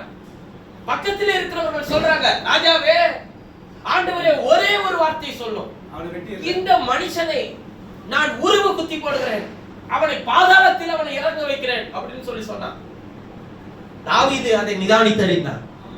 அவனை விட்டு விடு, அவனை தூசிக்கும்படிக்கு தேவன் அவனுக்கு கட்டளையிட்டு இருக்கிறான். அப்ப ஆவிக்குரிய நிதானிக்கணுங்க. தூசிக்கிறானேன்னு சொல்லி தாவீது வெட்டி போட்டிருக்க மாட்டானா? ஆவிக்குரிய நிதானிக்கணுங்க. அவனை விட்டு விடு, அவனை என்னை தூசிக்கும்படிக்கு தேவன் அவனுக்கு அனுமதி கொடுத்திருக்கிறார். நடந்தது என்ன தெரியுங்களா? அவன் திரும்பி வந்து உன்னதமான தேவனுடைய ராஜாவை நான் வேதனைப்படுத்தினதற்காக என்னை தலையை வணங்கும்படிக்கு ஒப்பு கொடுக்கிறேன்னு சொல்லி சொன்னான். சிவி ஒருவன் தூசிக்க வரும்போது ஆவிக்குரியவன் நிதானிக்கிறான். அதே தாவீது சவுல் பட்டயத்தை நிறுத்தி குப்புற விழுந்து ஜீவன் போகாமல் துடித்துக் கொண்டிருக்கிறான். தாவீதினுடைய கூட்டத்தில் இருக்கிற ஒரு போர் சேவகன் அந்த வழியே போகும்போது சவுல் பட்டயத்தில் விழுந்திருக்கிறதை பார்க்கிறான். சவுல் சொல்றான், வலி வேதனை தாங்க முடியல, என்னை வெட்டி போட்டினா நான் செத்து போயிடுவேன் அப்படின்னு சொல்லி சொல்றான். உடனே வெட்டி போட்டுறான், பட்டயத்தை எடுத்து வெட்டி போட்டுட்டான். வெட்டி போட்டுட்டு தாவீதுக்கு வந்து இந்த செய்தியை சொல்லுவான். தாவீது கேட்பா, நிதானிக்கிறான் பாருங்க எப்படின்னு பாருங்க. அவன் கேட்பா, நீ சவுலை எங்கே கண்டாய்? ஒவ்வொரு விஷயமா வருவோம். சவுலை நீ எங்கே கண்டாய்? அவன் பாளையத்துக்கு புறமே தன்னுடைய பட்டயத்தின் மேல் விழுந்து இருக்கிறதை நான் கண்டேன். முதல்ல எடுத்தோட வெட்டி போட்டல தாவீது கேட்கிறான், தன்னுடைய பட்டயத்திலே விழுந்து போய் இருக்கிறதை நான் பார்த்தேன். பார்த்தியா? சவுல் என்ன சொன்னான்? நான் வேதனை தாங்காதபடிக்கு இருக்கிறேன், என்னை வெட்டி போடும் என்று சொன்னான். என்னுடைய பட்டயத்தினாலே நான் கொன்று போட்டேன், இதற்கு என்னுடைய பட்டயமே சாட்சினா. தாவீது துளி அளவும் சந்தேகம் படவே இல்லை, யோசிக்கவே இல்லை. தன்னுடைய பட்டயத்தை எடுத்து அவனை வெட்டி கொன்று போட்டான். கொன்று போடும்போது சொல்றான், கர்த்தரால் அபிஷேகம் பண்ணப்பட்டவனுக்கு விரோதமாய் உன் பட்டயத்தை நீட்டுறது எப்படி? ஆவிக்குரியவன் நிதானிக்கணுங்க, ஆவியை பகுத்தறியணும். லோத்தும் ஆபிரகாமும் ஒரே நேரத்தில் தான் புறப்பட்டு வருகிறார்கள். லோத்து தன் கண்களை ஏறெடுத்து பார்த்து சோதோம் கொமோரா பட்டணம் செழிப்பான பட்டணமா இருக்கிறது என்று கண்டு அவன் புறப்பட்டு போகிறான். நிதானிக்கிறான். லோத்தின் மந்தை மேய்ப்பருக்கும் ஆபிரகாமுக்கு மந்தை மேய்ப்பருக்கும் வாக்குவாதம் வந்த போது லோத்து வந்து சொல்றான், இனிமே உன்னோட இருக்க முடியாது, நான் சோதோம் கொமோராவுக்கு செழிப்பான இடத்துக்கு போறேன். ஆபிரகாமுக்கு எப்படி இருக்கும்? பிரிஞ்சு போனா போயிட்டு போறான். நம்மளோட கர்த்தர் இருக்கிறார் அப்படி சொன்னானா? அவன் சொல்றான், நீ வடக்கே போனா நான் தெற்கே போகிறேன். அவன் மம்ரேன் சமபூமியில் இருந்தான், அவனும் செழிப்பான இடத்தில் இருந்தான். ஆபிரகாமும் வறண்ட இடத்துல இல்ல. மம்ரேன் சமபூமி என்பது சமபூமி, நீரோட பக்கத்துல இல்ல, அவ்வளவுதான். ஆனா ஒரு நாள் வந்தது, சோதோமின் ராஜாவையும் லோத்தையும் அவன் வீட்டார் அனைவரையும் இன்னொரு ராஜா பிடிச்சிட்டு போனான்ற செய்தி ஆபிரகாமுக்கு கேட்டபோது, இப்ப நம்மளா இருந்தா என்ன பண்ணிருப்போம்? போனால அவனுக்கு அதெல்லாம் தேவை. நேசிக்கிற ஒரு குமார், நேசிக்கிற ஒரு சகோதரன், கர்த்தருடைய இரத்தத்தினால் மீட்டெடுக்கப்பட்ட ஒருவன், என்னோடு கூட அழைப்பை பெற்றுக்கொண்டு பயணம் செய்து வந்த ஒரு மனிதன், மாம்சீக வாழ்க்கையில் அவன் தன்னுடைய விருப்பப்படி அவன் போயிட்டாலும் சரியா, அவன் சத்துரு பிடிச்சிட்டு போயிட்டானா? உலகத்தின் அதிபதி ஒரு மனிதனை பிடிக்கிறான் என்றால் ஒரு ஆவிக்குரியவன் எப்படி வேடிக்கை பார்த்துட்டு இருக்கிறான்? நீ சிக்காதபடிக்கு போய் யுத்தம் பண்ணி தன் வீட்டில் கைப்பிடித்தவர்களாகி வாலிபர்களை அழைத்துக் கொண்டு போய் யுத்தம் பண்ணி அவர்களை மீட்டுக் கொண்டு திருப்பி கொண்டு வந்தான். ஆவிக்குரியவனை ஒரு சத்துரு தொடுகிறான் என்றால் ஆவிக்குரியவர்கள் வேடிக்கை பார்த்துட்டு இருக்க கூடாது இல்லையா? அவனுக்காக உன் முழங்கால முடக்கு, கர்த்தரை நோக்கி கூப்பிடு, கர்த்தாவே என்னை விடுதலையாக்கு என்று சொல்லி கேளு. அதெல்லாம் கிடையாது. போனால போயிட்டு போறான், ஒழுங்கி போறான், அழுங்கி போறான். மீட்டு கொண்டு வந்துட்டு சோதோமின் ராஜா சொல்றான், எல்லா பொருளையும் நீ எடுத்துக்க, ஜனங்களை மட்டும் எனக்கு கொடுத்துரு. அதுக்கு ஆபிரகாம் சொல்றான், மீட்டு கொண்டு வந்து விட்டதே பெரிய விஷயம் இல்ல. நீ இப்படிலாம் பேசுறியா அப்படின்னு நம்ம பேசுவோம். ஆனா ஆபிரகாம் சொல்றான், உன்னாலே நான் சீமான் என்று பேர் ஆகாதபடிக்கு சரட்டைகள் பாதரட்சின் வாரையாவிலும் உன்னிடத்துல இருந்து நான் எடுத்துக்கொள்ள மாட்டேன்ப்பா. என் வாலிபர் சாப்பிட்டது போக மீதியானதை மட்டும் நான் எடுத்துட்டு என்ன பண்றேன், போயிட்டே இருக்கிறேன். சரி, லோத்து வந்தா நினைக்கிறீங்களா? நான் நன்றி அறிஞ்சு லோத்து என்ன பண்ணிருக்கணும்? ஆபிரகாமோட வந்திருக்கணுமா இல்லையா? வரலையே. சரி, வரல. அப்ப ஆபிரகாம் என்ன பண்ணிருக்கணும்? உனக்கு இவ்வளவு உதவி செஞ்சும் உனக்கு நன்றி இல்லையான்னு சொல்லியிருக்குமா இல்லையா? கர்த்தர் சோதோம் குமாராவை அழிக்க போகிறார் என்று மம்ரேயின் சமபூமியில் அவனை சந்தித்த போது பேசுகிறார். அவரிடத்தில் அவன் சொல்லுகிறான், தூணும் சாம்பலுமாகி நான் உம்மோடு பேச துணிந்தேன். அவன் என்னத்தை வச்சு கேட்கிறான்றது அவருக்கு நல்லா தெரியும். எங்க எல்லா நம்ம ஆகிய பகுத்தறிதல சொல்றமே, அவர் எல்லாவற்றையும் நிதானித்தாரான்னு தெரிகிறவர். அந்த பட்டணத்தில் ஒரு 10 நீதிமான்கள் இருந்தா அழிக்க மாட்டேன் ஆண்டவரே, அழிக்க மாட்டையா? லோத்தை காப்பாத்தன அவ்வளவுதானே. தூதன் அனுப்பிட்டப்பா முன்னாடியே. ஒரு உண்மையான ஆவிக்குரியவனை சரியாய் அவர் நிதானி தெரிந்து வைத்திருக்கிறார். அவனுடைய இருதயம் எப்படிப்பட்டதா இருக்கணும்? ஆன்மீக வாழ்க்கையில் அவன் எப்படிப்பட்டவனா இருந்தாலும் சரியா, ஆவிக்குரியவன் எல்லாராலும் எல்லாவற்றையும் நிதானிக்க வேண்டும். ஒரு பிரச்சனை வந்துச்சுன்னா உடனே தலை தெரிச்சு ஓடிடக்கூடாது. இதை ஏன் அனுமதிச்சாரு அப்படின்னு புலம்ப கூடாது. இதை அனுமதித்த தேவனுக்கு முதல்ல நன்றி. இந்த சூழலை நான் கையாள தேவனே என்னோடு கூட இரும் என்று சொல்லி கேட்கணும். அதான் ஆவியின் பகுத்தறிதல்.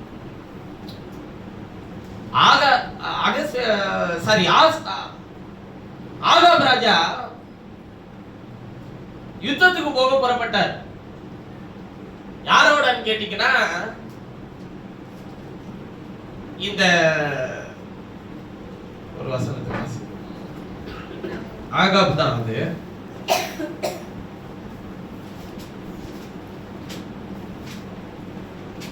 யோசபாத்தும் ஆகாப்பும் சேர்ந்து ஒரு யுத்தத்துக்கு போவாங்க.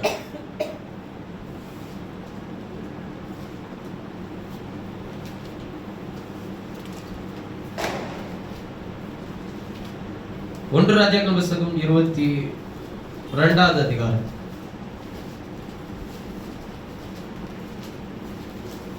சீரியரோட யுத்தம் பண்ண போவாங்க. இந்த சீரியர்ன்றது தான் நமக்கு வரல, இதெல்லாம் ஏற்கனவே உங்களுக்கு சொல்லி இருக்கிறேன். 1 ராஜாக்கள் 22வது அதிகாரம். 22வது அதிகாரத்தை முடிச்சு நீங்க வீட்டுல உட்காந்து வாசிச்சு பாருங்க, உங்களுக்கு தெரியும். இது ஏற்கனவே நான் பலமுறை சொல்லி இருக்கிறேன். என்ன சொல்றாருன்னு பாருங்களேன். இதுல ஒரே ஒரு வசனத்தை மட்டும் வாசிக்கலாம். 1 ராஜாக்கள் 22:7 மட்டும் வாசிங்களேன். பின்பு யோசபாத், நாம் விசாரித்து அறிகிறதற்கு இவர்களை எல்லாம் கர்த்தருடைய தீர்க்கதரிசி வேற யாராகிலும் இங்க இல்லையா என்று கேட்டான். எத்தனை பேர் சொல்லி இருக்கிறான்? எத்தனை கர்த்தருடைய தீர்க்கதரிசிகள் அங்க இருக்கிறாங்க? 400 பேர் இல்லையா?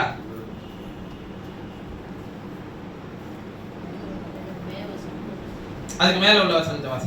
அப்பொழுது இஸ்ரவேலின் ராஜா ஏறக்குறைய 400 தீர்க்கதரிசிகளை கூடி பாருங்க, 400 பேருமே கர்த்தருடைய தீர்க்கதரிசிகள் தான். இங்க பாருங்க, 400 பேரை சொல்லி கேட்ட ஒரு மனுஷன் அவன் என்ன சொல்றான்? இப்ப யோசபாத்து, நான் கீலேயாத்தில் உள்ள ராமோத்தின் மேல் யுத்தம் பண்ண போகலாமா என்று அவர்களை கேட்டதற்கு, அவர்கள் போம் ஆண்டவர் ராஜாவின் கையில். அதாவது இந்த மாதிரி வசனம் எல்லாம் எழுதி இருக்கல, போலாமா வேணாமா அப்படிலாம் கேட்டிருக்கிறாங்க. அதுதான் பிரதர் இன்னைக்கு நாங்க கேட்கிறோம். போலாமா வேணாமா நீங்க கொஞ்சம் சொல்லுங்க பிரதர். எந்த காலத்துல கேட்டாங்கன்றது ரொம்ப முக்கியம். ராஜாக்களுடைய காலத்தில் ராஜா யுத்தம் பண்ண போறதுக்கு தீர்க்கதரிசிகளை கேட்டாங்க. என்ன இல்ல கையில? வேதம் இல்ல. இன்னைக்கு உங்க கையில என்ன இருக்கு? வேதம் இருக்கு. அப்ப போலாமா வேணாமா, செய்யலாமா செய்யக்கூடாதா அப்படிங்கறத உங்களுக்குள்ள இருக்கிற ஆவியானவர் தம்முடைய வார்த்தையை கொண்டு உங்களை எச்சரித்து நடத்துவார். விளங்குதுங்களா?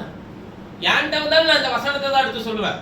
வார்த்தையில் இப்படி எழுதியிருக்கு, இதை செய்யறது சரியா தப்பான்றதை யோசிப்பேன், என்னுடைய சுய வெறுப்பு இல்லாம.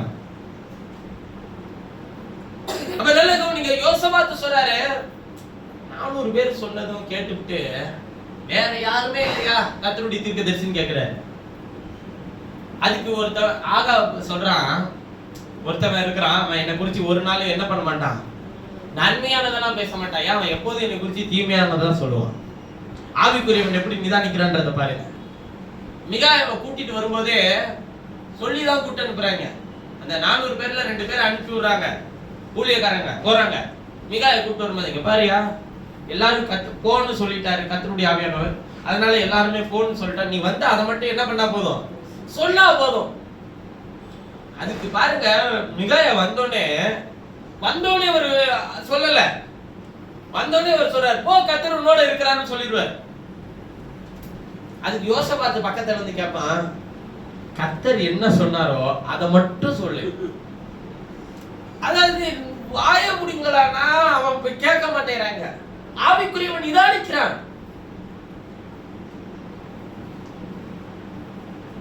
அவன் சொல்றா 17 வசனத்தை வாசிக்கும் சொல்ற, இஸ்ரவேல் எல்லாரும் மேய்ப்பன் இல்லாத ஆடுகளை பல மலைகளிலே சிதறப்பட்டதை கண்டேன். அப்பொழுது கர்த்தர் இவர்களுக்கு எஜமான் இல்லை, அவரவர் தம் வீட்டிற்கு சமாதானத்தோட திரும்ப கடவர்கள் என்று சொன்னார். அதாவது எஜமான் என்ன போறா, ஆகாபு போய் சேர்ந்துட போறாயா, ஆனா இவன் எல்லாம் சமாதானத்தோட வீட்டுக்கு வந்துடும், மத்தவன் எல்லாரும்ன்றது ஆண்டவர் சொல்றாரு. இத சொன்ன உடனே ஆகாப் என்ன சொல்றான்றது ரொம்ப முக்கியம், சிதைக்கா என்ன சொல்றான்றது ரொம்ப முக்கியம், சிதைக்கா தீர்க்கதரிசி என்ன சொல்றான்றது ரொம்ப முக்கியம். பாருங்க 18வது வசனத்துல, அப்பொழுது இஸ்ரவேலின் ராஜா யோசபாத்தை நோக்கி, இஸ்ரவேலின் ராஜா யாருங்க, ஆகாப். ஆகாப் சொல்ற யோசபாத்தை பார்த்து, இவன் என்னை குறித்து நன்மையா அல்ல தீமையாவே தீர்க்கதரிசனம் சொல்லுகிறவன் என்று நான் உன்னோட சொல்லவில்லை என்றான். ஏன் நீ ஒழுங்கா இருந்தனா அவன் யார் சொல்ல போறான்? அப்பொழுது அவன் சொன்னது, கர்த்தருடைய வார்த்தையை கேளும், கர்த்தர் தம்முடைய சிங்காசனத்தின் மேல் வீற்றிருக்கிறதும் பரம சேனைகளும் அவரிடம் அவர் வலது பக்கத்திலும் அவர் இடது பக்கத்தில் நிற்கிறதையும் கண்டேன். அப்பொழுது கர்த்தர் ஆகாப் கீலேயாத்தில் உள்ள ராமோத்தில் விழும்படிக்கு அவனுக்கு போதனை செய்கிறவன் யார் என்று கேட்டதற்கு, இவன் இப்படி ஒருவன் அப்படியும் சொன்னார்கள். அப்போது ஒரு ஆவி புறப்பட்டு வந்து கர்த்தருக்கு முன்பாக நின்று, நான் அவனுக்கு போதனை செய்வேன் என்றது. எதனால் என்று கர்த்தர் கேட்டார். அப்பொழுது அது, நான் போய் அவனுடைய தீர்க்கதரிசிகள் எல்லாரும் வாயிலும் பொய்யின் ஆவியா இருப்பேன் என்றது. அதற்கு அவர், நீ அவனுக்கு போதனை செய்து அப்படி நடக்க பண்ணுவாய், போய் அப்படியே செய்கிறார். ஆதலால் கர்த்தர் பொய்யின் ஆவியை உம்முடைய தீர்க்கதரிசிகளாகிய இவர்கள் எல்லாருடைய வாயிலும் நிக்கிறது. முன்னாடி எத்தனை பேரு? 400 பேர்கிட்டயே சொல்றாங்க, இவர்கள் எல்லாருடைய வாயிலும் கர்த்தர் உம்மை குறித்து தீமையாக சொன்னார் என்றார். அப்பொழுது கேனானாவின் குமாரனாகிய சிதேக்கியா கிட்ட வந்து மிகாயாவை கன்னத்தில் அடித்து, கர்த்தருடைய ஆவி எந்த வழியா என்னை விட்டு உன்னோட பேசும்படிக்கு வந்தது என்றார். அதற்கு மிகாயா, நீ ஒளித்துக் கொள்ள உரையிலே பதுங்கும் அந்நாளிலே அதை காண்பாயினார். நீ ஒழுங்கிருப்பல்ல, அப்ப தெரியும்.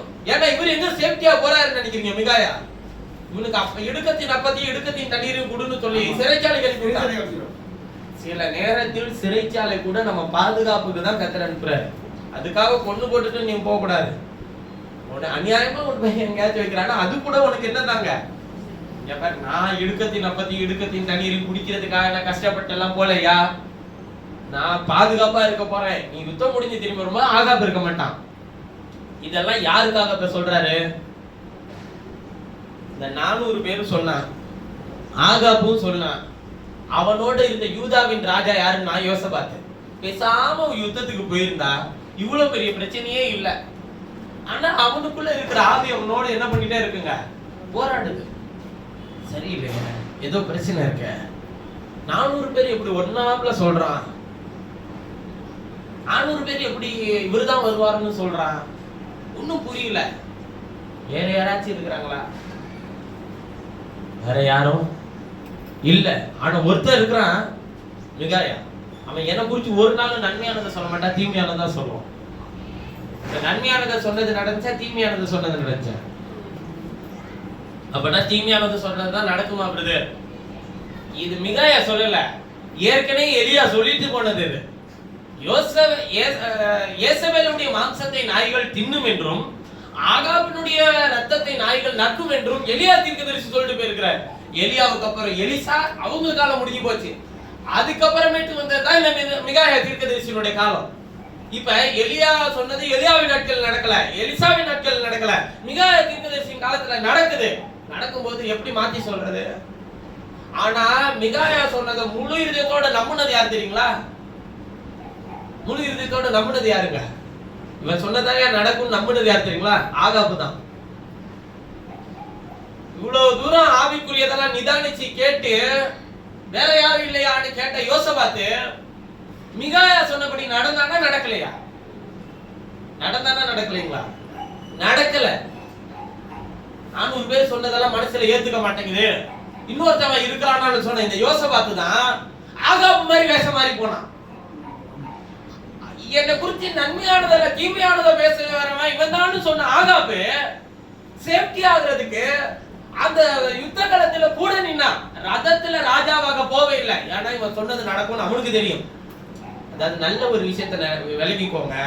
நம்ம எல்லாத்தையும் நிதானிச்சிடறோம் அப்படின்னு நினைச்சு நம்ம டவுசர் கலந்துருச்சுன்னா போச்சு, ஒண்ணும் பண்ண முடியாது.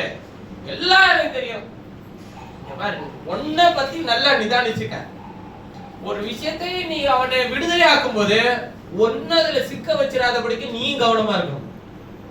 குறிச்சி கலாத்தியர்கள் எப்படி எழுதுறான்றத படிங்க. கலாத்தியர்கள் எழுதுற நிருபம் அப்போஸ்தலனாகிய பவுல் எழுத முடிச்சற. இது ரொம்ப நேரம் ஆயிச்சா? இல்ல ஆகல, நேரம் 11:30க்கு முடிச்சறேன்னு சொன்னேன். 12 இருக்கு, 12:15க்குள்ள முடிச்சறேன். கலாத்தியர்கள் எழுதுற நிருபம் அத முடிச்சறேன்னு சொல்ல ட்ரை பண்றேன்னு தான் சொன்னேன் இல்லையா? 6வது அதிகாரம் 1வது வசனத்தை வாசிங்க. நல்லா இருக்கு. நல்ல ஒரு வசனம் இருக்கும். அது வாசிச்சு பாருங்க. 6:1. சகோதரரே, ஒருவன் யாதொரு குற்றத்தில் அகப்பட்டால், யாதொரு நல்ல கவனிச்சுக்கோங்க, எல்லாருமே தெரிஞ்சுக்க வேண்டிய விஷயம். சகோதரரே, ஒருவன் யாதொரு குற்றத்தில் அகப்பட்டால், ஆவிக்குரியவர்களாகிய நீங்கள், ஆவிக்குரியவர்கள் யாரு? நாம ஆவிக்குரியவர்களாகிய நாம் சாந்தமுள்ள ஆவியோடு, எந்த ஆவியோட? சாந்தமுள்ள ஆவியோடு அப்படிப்பட்டவனை சீர்பொருந்த பண்ணுங்கள். அவனே பாங்கிட்டு அவனே கடிச்சிட்டு அவனே கோபத்துல இருக்கும் போது அவன்கிட்ட போய் நீ வலுவலுன்னு கத்தாத. சாந்தமுள்ள ஆவியோட போய் அவனோடு கூட என்ன பண்ணுன்றாருங்க? அப்படிப்பட்டவனை சீர்பொருந்த பண்ணு. சோதிக்கப்படாதபடிக்கு என்ன சொல்றாரு? நீயும் சோதிக்கப்படாதபடிக்கு உன்னை குறித்து என்னவாயிரு? எச்சரிக்கையாயிரு. அங்கதான் பேசி அவனுக்கெல்லாம் வியாக்கியானம் சொல்லி அவனெல்லாம் விடுதலை ஆக்கி நீ அதே ஆவியை தூக்கிட்டு தலையில தூக்கி வச்சுட்டு வந்து வீட்டுல கத்திட்டு இருக்காதுன்ற. இப்ப இவ்வளவு வியாக்கியானம் கேட்டு மிகாயாவை வர வச்சு அவன்கிட்ட கர்த்தர் உனக்கு சொன்னதெல்லாம் சொல்லுன்னு சொல்லி கேட்டு நல்ல விஷயத்த வாங்கினவன் என்ன பண்ணிருக்கணும்? எப்பாரு ஆகாப்பு கர்த்தர் சொல்லிட்டாரியா, அவன் நீ போறது நான் போறேன், என் சொல்லி நிறைய இருக்கு, நான் பார்த்துட்டு என் வேலையை பார்த்துட்டு போறேன்னு சொல்லி இருக்கணுமா இல்லையா? அவன் தான் நல்ல ஒரு ஆவிக்குரியவன். என்ன பண்ணிட்டான் தெரியுங்களா? யாரு? 400 தீர்க்கதரிசி வச்சிருக்கிற அந்த ஆகாப்பு அவன் என்ன பண்ணிட்டான்? என் ரதத்தை தரேன், என் உடைய தரேன். எங்க மயங்கிறான்னு கேட்டீங்கன்னா அங்கதான் என் உடைய தரேன், என் ரதத்தை தரேன். எங்க அவன் 11 கோத்திரத்துக்கு ராஜா. யாரு? ஆகாப்பு. ஒரு கோத்திரத்துக்கு ராஜா யோசபாத்து. 11 கோத்திரத்துக்கு சொல்ற சில நேரத்துல நம்ம காட்டிலும் மாம்சீக வாழ்க்கையில கொஞ்சம் செழிப்பாய் ஆசீர்வாதமாய் இருக்கிறவர்களுடைய வார்த்தைகள் தவறுதலா இருந்தாலும் நீங்கள் அதை கேட்டு நடக்க வேண்டிய சூழ்நிலைக்குள் தள்ளப்பட்டால் இதுதான் உங்களுக்கு ஒரு பாடம். பயத்தோடு இரு. அவன் சொல்றான்றதுக்காக எதையாச்சும் ஒண்ணு செஞ்சுட்டு போக கூடாது. வேதம் என்ன சொல்லுதோ அதுக்கு மாத்திரமே முக்கியத்துவம் கொடு. என்ன சொல்லிடலாம் அழகா இல்லைங்க, கர்த்தர் என்னோட இருதயத்துல பேசுறவரு கொஞ்சம் பொறுமையா இருக்கிறாங்க, அவர் என் மனசுல சொல்லட்டுங்க, அவர் என்னுடைய வார்த்தையிலிருந்து எனக்கு எச்சரிக்கை கொடுக்கட்டும். பிரத்யேகமா மிகாயா தீர்க்கதரிசி மூலமா பேசியும் யோசபாத்த ஆகாப் ரதத்துல ஏத்திட்டானா அவன் எப்படி பேசியிருப்பான்னு பாருங்க. எல்லாத்தையும் நிதானிக்கலாங்க. சத்துரு கொடுக்கிற மேன்மை ஐஸ்வர்யம் இதுல நிதானத்தை தவறு விட்டீங்கன்னு வச்சுக்கோங்களேன், உங்களால் உண்மை செய்ய வசனத்தெல்லாம் நல்லா கேட்டிருப்பீங்க. 400 தீர்க்கதரிசியை காட்டிலும் உங்களுக்குள்ள இருக்கிற தீர்க்கதரிசி வல்லமையான தீர்க்கதரிசியா இருக்கலாம், அதெல்லாம் கேட்டிருக்கலாம். ஆனா நீ ஏறுற இடம் எப்படிப்பட்ட இடம்ன்றத பாத்துக்க, செய்யற கிரியை எப்படிப்பட்டதா இருக்குன்றத பாத்துக்கோங்க. நம்ம எவ்வளவு உன்னதமான செய்தி கேட்டுட்டு இருக்கிறோம்ன்றதையும் தெரிஞ்சுக்கோங்க. ஆனா நீங்க செய்துட்டு இருக்கிற கிரியை எங்க இருக்குன்றதையும் பாத்துக்கோங்க. அந்த உன்னதமான செய்திக்கு நிகராக உங்களுடைய வாழ்க்கையை ஒப்பிட்டு பாருங்க. நம்ம எங்க இருக்கிறோம், அவர் நமக்கு எப்படிப்பட்டதை கொடுத்துட்டு இருக்கிறார், அவர் எவ்வளவு மேன்மையான இடத்துக்கு நம்மளை கொண்டு போக முயற்சி செய்யறார். ஆனா நம்ம எப்படிப்பட்டவர்களை போல நம்ம யோசிச்சுட்டு இருக்கிறோம். உலகத்தில இருக்கிற மனுஷர்களிடத்துல கூட இல்லாத அந்த விஷயங்களை நாம் யோசிக்கிறோம் என்றால் நமக்குள்ளே அவன் எப்படி கிரியை செய்ய விரும்புகிறான்றதை பாருங்க. உங்களுக்கு இன்னொரு தேவை என்பதை நம்முடைய பரமபிதா அறிந்து வைத்திருக்கிறார். அதை எனக்கு தருவார், அதை எனக்கு அவர் கொடுக்கும் போது நான் அவருடைய கரத்திலிருந்து பெற்றுக்கொள்வேன். அதுதானே நம்பிக்கை விசுவாசம். இன்னைக்கெல்லாம் உண்மையா இருக்கிறவன் தன்னை நியாயப்படுத்துறதை விட தவறு செய்து தவறை நியாயப்படுத்துறதுக்கு பல காரணம் தேடி வச்சுக்கிறான். அவன் சொல்றது எல்லாமே கரெக்டா நியாயமாரியே நமக்கு என்ன பண்ணுங்க தெரியும். ஆதாம் எப்படி சொன்னார் நீங்க நினைக்கிறீங்க? தேவரே, நான் தனிமையா இருக்க கூடாது என்று நீர் எனக்கு கொடுத்த ஸ்திரியானவள் எனக்கு அந்த கனியை பறித்து கொடுத்தால் நான் புசித்தேன். ஆண்டவர் காம்ப்ரமைஸ் ஆயிடுவாரா? நீ எல்லாரையும் பேசி வாக்குவாதம் பண்ணிடலாம்ல. உன்னோட வழக்காடு வாருன்னு சொன்ன ஒரு ஆள் இருக்கிறார் வேதத்துல, அவரோட முடிஞ்சா நீ வழக்காடிப்பார். உன்னுடைய வாழ்க்கையில ஒரு முறை ஒருத்தவங்க சொன்னாங்க, நான் ஏன் பிரதர், ஒரு பொண்ணு ஒரு பையனை முழு விருதத்தோட விரும்புது. நான் அவங்க வீட்டுல இருக்கவங்க என்கிட்ட சொல்லும் போது கேட்டேன், ஏமா உனக்குன்னு கர்த்தர் ஒரு நாள் வச்சிருப்பாருல்ல, உனக்குன்னு ஒரு வயது இருக்குல்ல, அந்த நாள்ல கர்த்தர் உனக்கானதை என்ன பண்ணுவாரு? தருவார். அதாவது பெண்கள் நினைக்க வேண்டிய விஷயம் என்னன்னா, உன்னை கொண்டு போய் ஒரு இடத்துல சேர்ப்பார். ஆண்கள் நினைக்க வேண்டியது என்னன்னா, ஒருத்தி என்னிடத்தில் கொண்டு வந்து சேர்க்கிறவரை என்னுடைய இருதயத்தை, என்னுடைய சரீரத்தை நான் பாதுகாக்க வேண்டியது என்னுடைய கடமை, பொறுப்பு. அது தேவன் எனக்கு கொடுத்திருக்கிற கட்டளை. பெண்கள் ஒரு இடத்தில் கொண்டு போய் கர்த்தர் எனக்கான ஒரு இடத்தில் கொண்டு போய் சேர்க்கிற வரையிலும் என்னுடைய கற்பை, என்னுடைய பார்வையை, என்னுடைய இருதயத்தின் நினைவை பாதுகாக்க வேண்டிய பொறுப்பு யாருடையது? என்னுடையது. இதை நினைக்கணும் இல்லையா? இதைதான் நான் அந்த பொண்ணுகிட்ட சொன்னேன். அதுக்கு அந்த பொண்ணு சொன்ன பதில் என்னன்னு கேட்டீங்கன்னா, ஆண்டவர் தான் பிரதர் அந்த பையனை எனக்கு காட்டினது. எப்படி காட்டினாரு? நான் ஞாயிற்றுக்கிழமை முடிச்சுட்டு போனதுக்கு அப்புறம் தான் பிரதர் அவன் இந்த மாதிரி வந்திருந்தானா நான் அவனை ஏத்துக்கிறேன்னு சொல்லிட்டு போனேன். அதே மாதிரி அவன் வந்திருந்தான் பிரதர். இப்ப கத்தரியா அதை செய்யணும்? கத்தர் செய்வாரா? இதுதான் இந்த முதலமைச்சர் ஆகிறதுக்கு ஜோம் பண்ற அதே கதை தான் இதுவும். எனக்கு இந்த அடையாளத்தை கொடும், இவர்கள் இந்த சிவப்பு ட்ரெஸ் போட்டு வரணும், கருப்பு கலர் ட்ரெஸ் போட்டு வந்தா நான் இப்ப சரிதான். உலகத்தின் உபதேசம் அது, தேவனுடைய உபதேசம் அல்ல அது. ரெபெக்காள் சுவிசேஷத்தை கொண்டு வரும்போது எலிசர் இடத்தில் சொன்னதை கவனியுங்கள். மொக்கு வார்ப்பின் ஒட்டகத்துக்கு வார்ப்பு. அவள் ஈசாக்கின் இடத்தில் கொண்டு போகிற வரையிலும் அவனை குறித்த எந்த அறிவும் கிடையாது. ஆனால் இதோ உன்னுடைய புருஷன் அந்த ஆற்றங்கரையில இருக்கிறார் என்று எலிசர் அறிமுகப்படுத்தின போது அவள் போய் தன்னை முற்றிலுமாய் ஒப்பு கொடுத்தார். நிறைய பேருக்கு இந்த ரூத்தின் சரித்திர புத்தகத்துல நிறைய விஷயம் புரியல. ரூத் நகோமி சொன்ன வார்த்தையை கேட்டு போவாசனுடைய பாதத்தண்டையிலே படுத்திருந்தாள் என்று சொல்லுகிறதை இன்றைக்கு நீங்கள் வேறு விதமாக கூட புரிந்து கொள்ளலாம். ஆனால் போவாசை குறித்து வேதம் தெளிவாய் சொல்லுகிறது. அவன் எழுந்திருக்கும் போது இவள் தன் காலடியில் படுத்திருக்கிறதை போவாஸ் கண்டு எழுந்திருந்து இதை குறித்து வெளியிலே என்ன சொல்வார்கள், அதனால் போர்த்தி கொண்டிருக்கிற போர்வை விரித்துப்பிடி. ஒரு தவறு செய்தவன் என்ன சொல்லுவான்? இல்ல என்ன சொல்லுவான்? நீ சொல்லுவானா? நீ இங்க படுத்திருக்கிறது என்ன? போவாசுக்கே அது தெரியாது. நகோமி சொல்லி அனுப்புறா, இந்த மனிதன் களத்திலே இளைப்பாரி கொண்டிருப்பான், நீ போய் படுத்துக்க. இந்த மனிதன் இந்த காரியத்தை செய்து முடிக்கும் முன் இளைப்பாற மாட்டான். கையில என்ன கொடுத்து அனுப்புனார் தெரியுங்களா? ஆர்கோதுமை கொடுத்து அனுப்புறார். இன்றைக்கு நீங்க போவாசின் பாதத்துல தானே இருக்கிறீங்க. கர்த்தர் உங்களுக்கு ஆர்கோதுமை கொடுத்திருக்கிறாரா இல்லைங்களா? என்ன சொல்லி கொடுத்திருக்கிறார்? நான் திரும்பி வருகிற வரையிலும் நான் உன்னை என்னிடத்தில் சேர்த்துக் கொள்கிறவர்கள் காத்திருன்னு சொன்னாரா இல்லைங்களா? நிச்சயமா வரும்போது உங்களை சேர்த்துக் கொள்வாரா இல்லையா? உங்களை நிச்சயம் பண்ணிட்டு போயிருக்கிறாரா இல்லையா? அப்போஸ்தலனாகிய பவுல் சொல்லி இருக்கிறாரா இல்லையா? உங்களை கிறிஸ்டியன் ஒரே புருஷனுக்கு கற்புள்ள கனியா உங்களை ஒப்பு கொடுக்க நியமித்திருக்கிறேன், நிச்சயித்திருக்கிறேன். அப்ப நிச்சயம் முடிஞ்சிருச்சு. நமக்கும் கிறிஸ்துவுக்கும் வார்கோதுமை எவங்க இருக்கோ அவர்கள் மனவாட்டியாக எடுத்துக்கொள்ளப்படுவார். நிதானிக்கணுங்க, நிதானிக்கணும். உலகத்தில் இருக்கிறதோடு ஒப்பிடக்கூடாது. உலகத்தில் இருக்கிற எந்த விஷயங்களோடு வேதத்தை ஒப்பிடாதிருங்கள், தேவனை ஒப்பிடாதிருங்கள். என்னுடைய தேவன் அப்படிப்பட்டவர் அல்ல, வேதத்தில் இருக்கிற தேவன் அப்படிப்பட்டவர் அல்ல, நம்முடைய தேவன் அப்படிப்பட்டவர் அல்ல. உன்னுடைய விருப்பங்களை, ரெண்டு தேவன் உலகத்தில் உண்டு. ஒன்று நம்முடைய இரட்சகர், சர்வ லோகத்துக்கும் ஆண்டவர். இன்னொரு தேவன் உலகத்தின் அதிபதி ஆகிய தேவன், உலகத்தின் தேவனானவன் சொல்லி எழுதப்பட்டிருக்கு. அவனும் உபதேசிப்பா, இவரும் உபதேசிப்பார். உனக்காக உனக்கு கத்த தரு. நான் சொன்னேன், இதெல்லாம் சொன்ன ஆண்டவர். அவன் ட்ரெஸ் எல்லாம் போட்டு வர வச்ச ஆண்டவர். அவன் நாளைக்கு உயிரோடு இருப்பானா இல்லையான்றத உன்கிட்ட சொன்னாரான்னு கேட்டேன். சொன்னாரா? சொல்லி இருக்கிறாரா? அது தெரியாதுல்ல நமக்கு. என்ன நம்பிக்கையில இப்ப உடன்படிக்கை பண்றோம்? நல்லா கவனிச்சுக்கோங்க. ஒரு விஷயத்த நல்லா ஏத்திக்கோங்க. தேவன் நியமித்திருக்கிற எந்த ஒரு காரியத்திற்கு முன்னும், காலத்துக்கு முன்னும் நீ எதை ஒன்றை செய்வியோ அது தேவனுடைய தீர்மானத்தின்படி அல்ல. அது உனக்கு நீ வச்சுக்கிற ஆப்பு.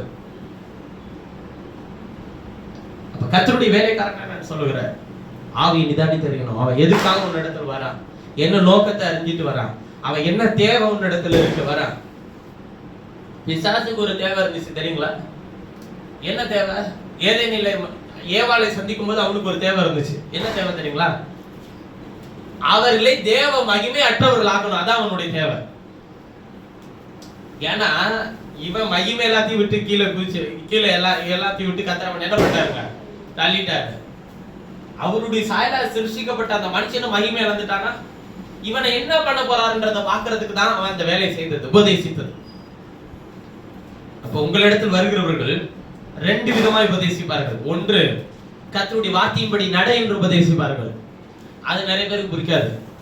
அதெல்லாம் நல்லா கேட்டாலும் இந்த யோசபாத்து மாதிரி எங்க தான் போவாங்க? ஆகாபோட ரதத்துல ஏறிப்போம். அவன் உன்னை கோத்து விட பாக்குறான், அவன் உன்னை அழிக்க முயற்சி பண்ணிட்டான்.